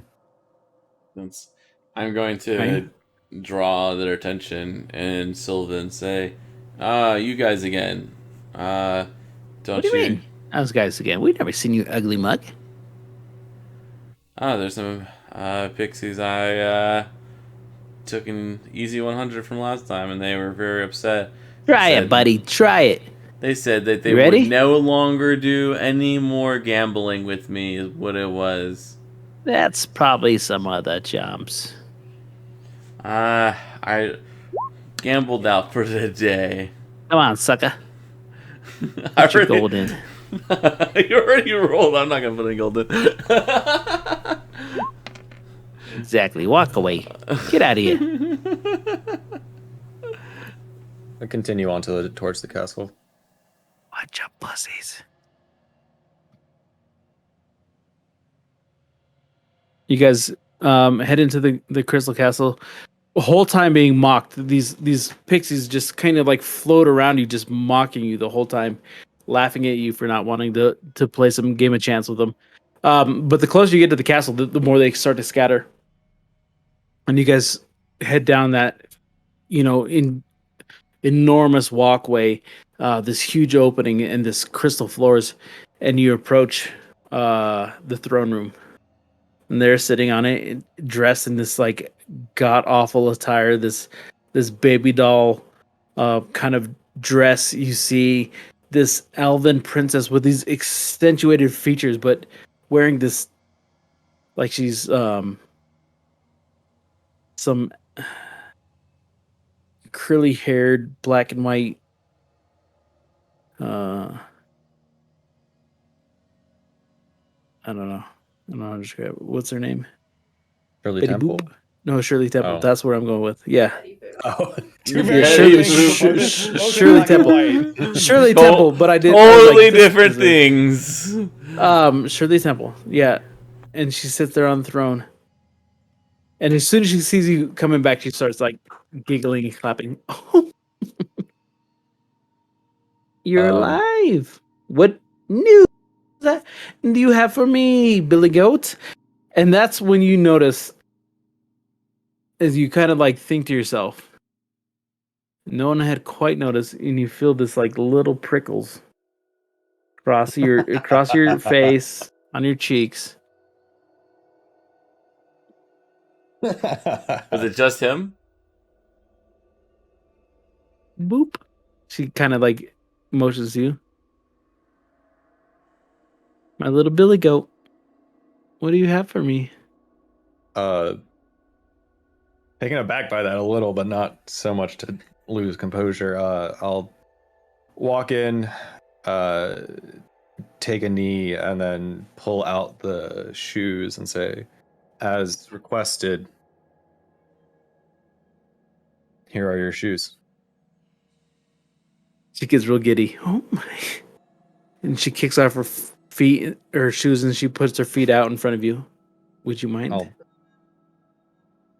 I'll get up and say, after all these years, you still don't know how to put your own shoes on? I do. I just like to see you do it. Oh, Dandelion, what has happened to you? As he gets up and gingerly will put on the no shoes. fun. Thank you for finding these, I guess. You saved me from having to rely on these idiots. And she points to the dryads behind her. It was fun. What do you think of Hedgegrove? Is that what you remember? No, I don't care. What I need you to do next is entertain me. Tomorrow, I would like you all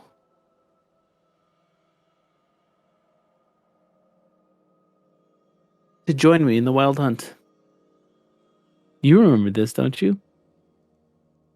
I do. This is Yeah. often what we used to. I have desired Warthog for quite a while, and since you're my guest, I would like this for our feast. So, at dawn, be prepared. The hunt will commence. Thank you for delivering upon my shoes. They look great, don't they? And she kind of like wiggles them in front of everybody. They're Good quite night, befitting of you. my little Billy Goat. And when she boops you on your nose again, you're all of a sudden your stubble kind of.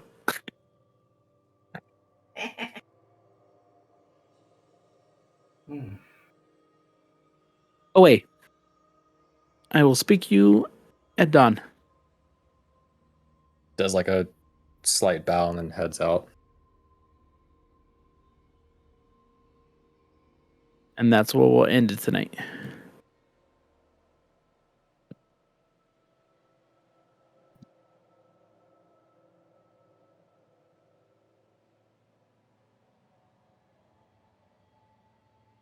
Woo! Yay!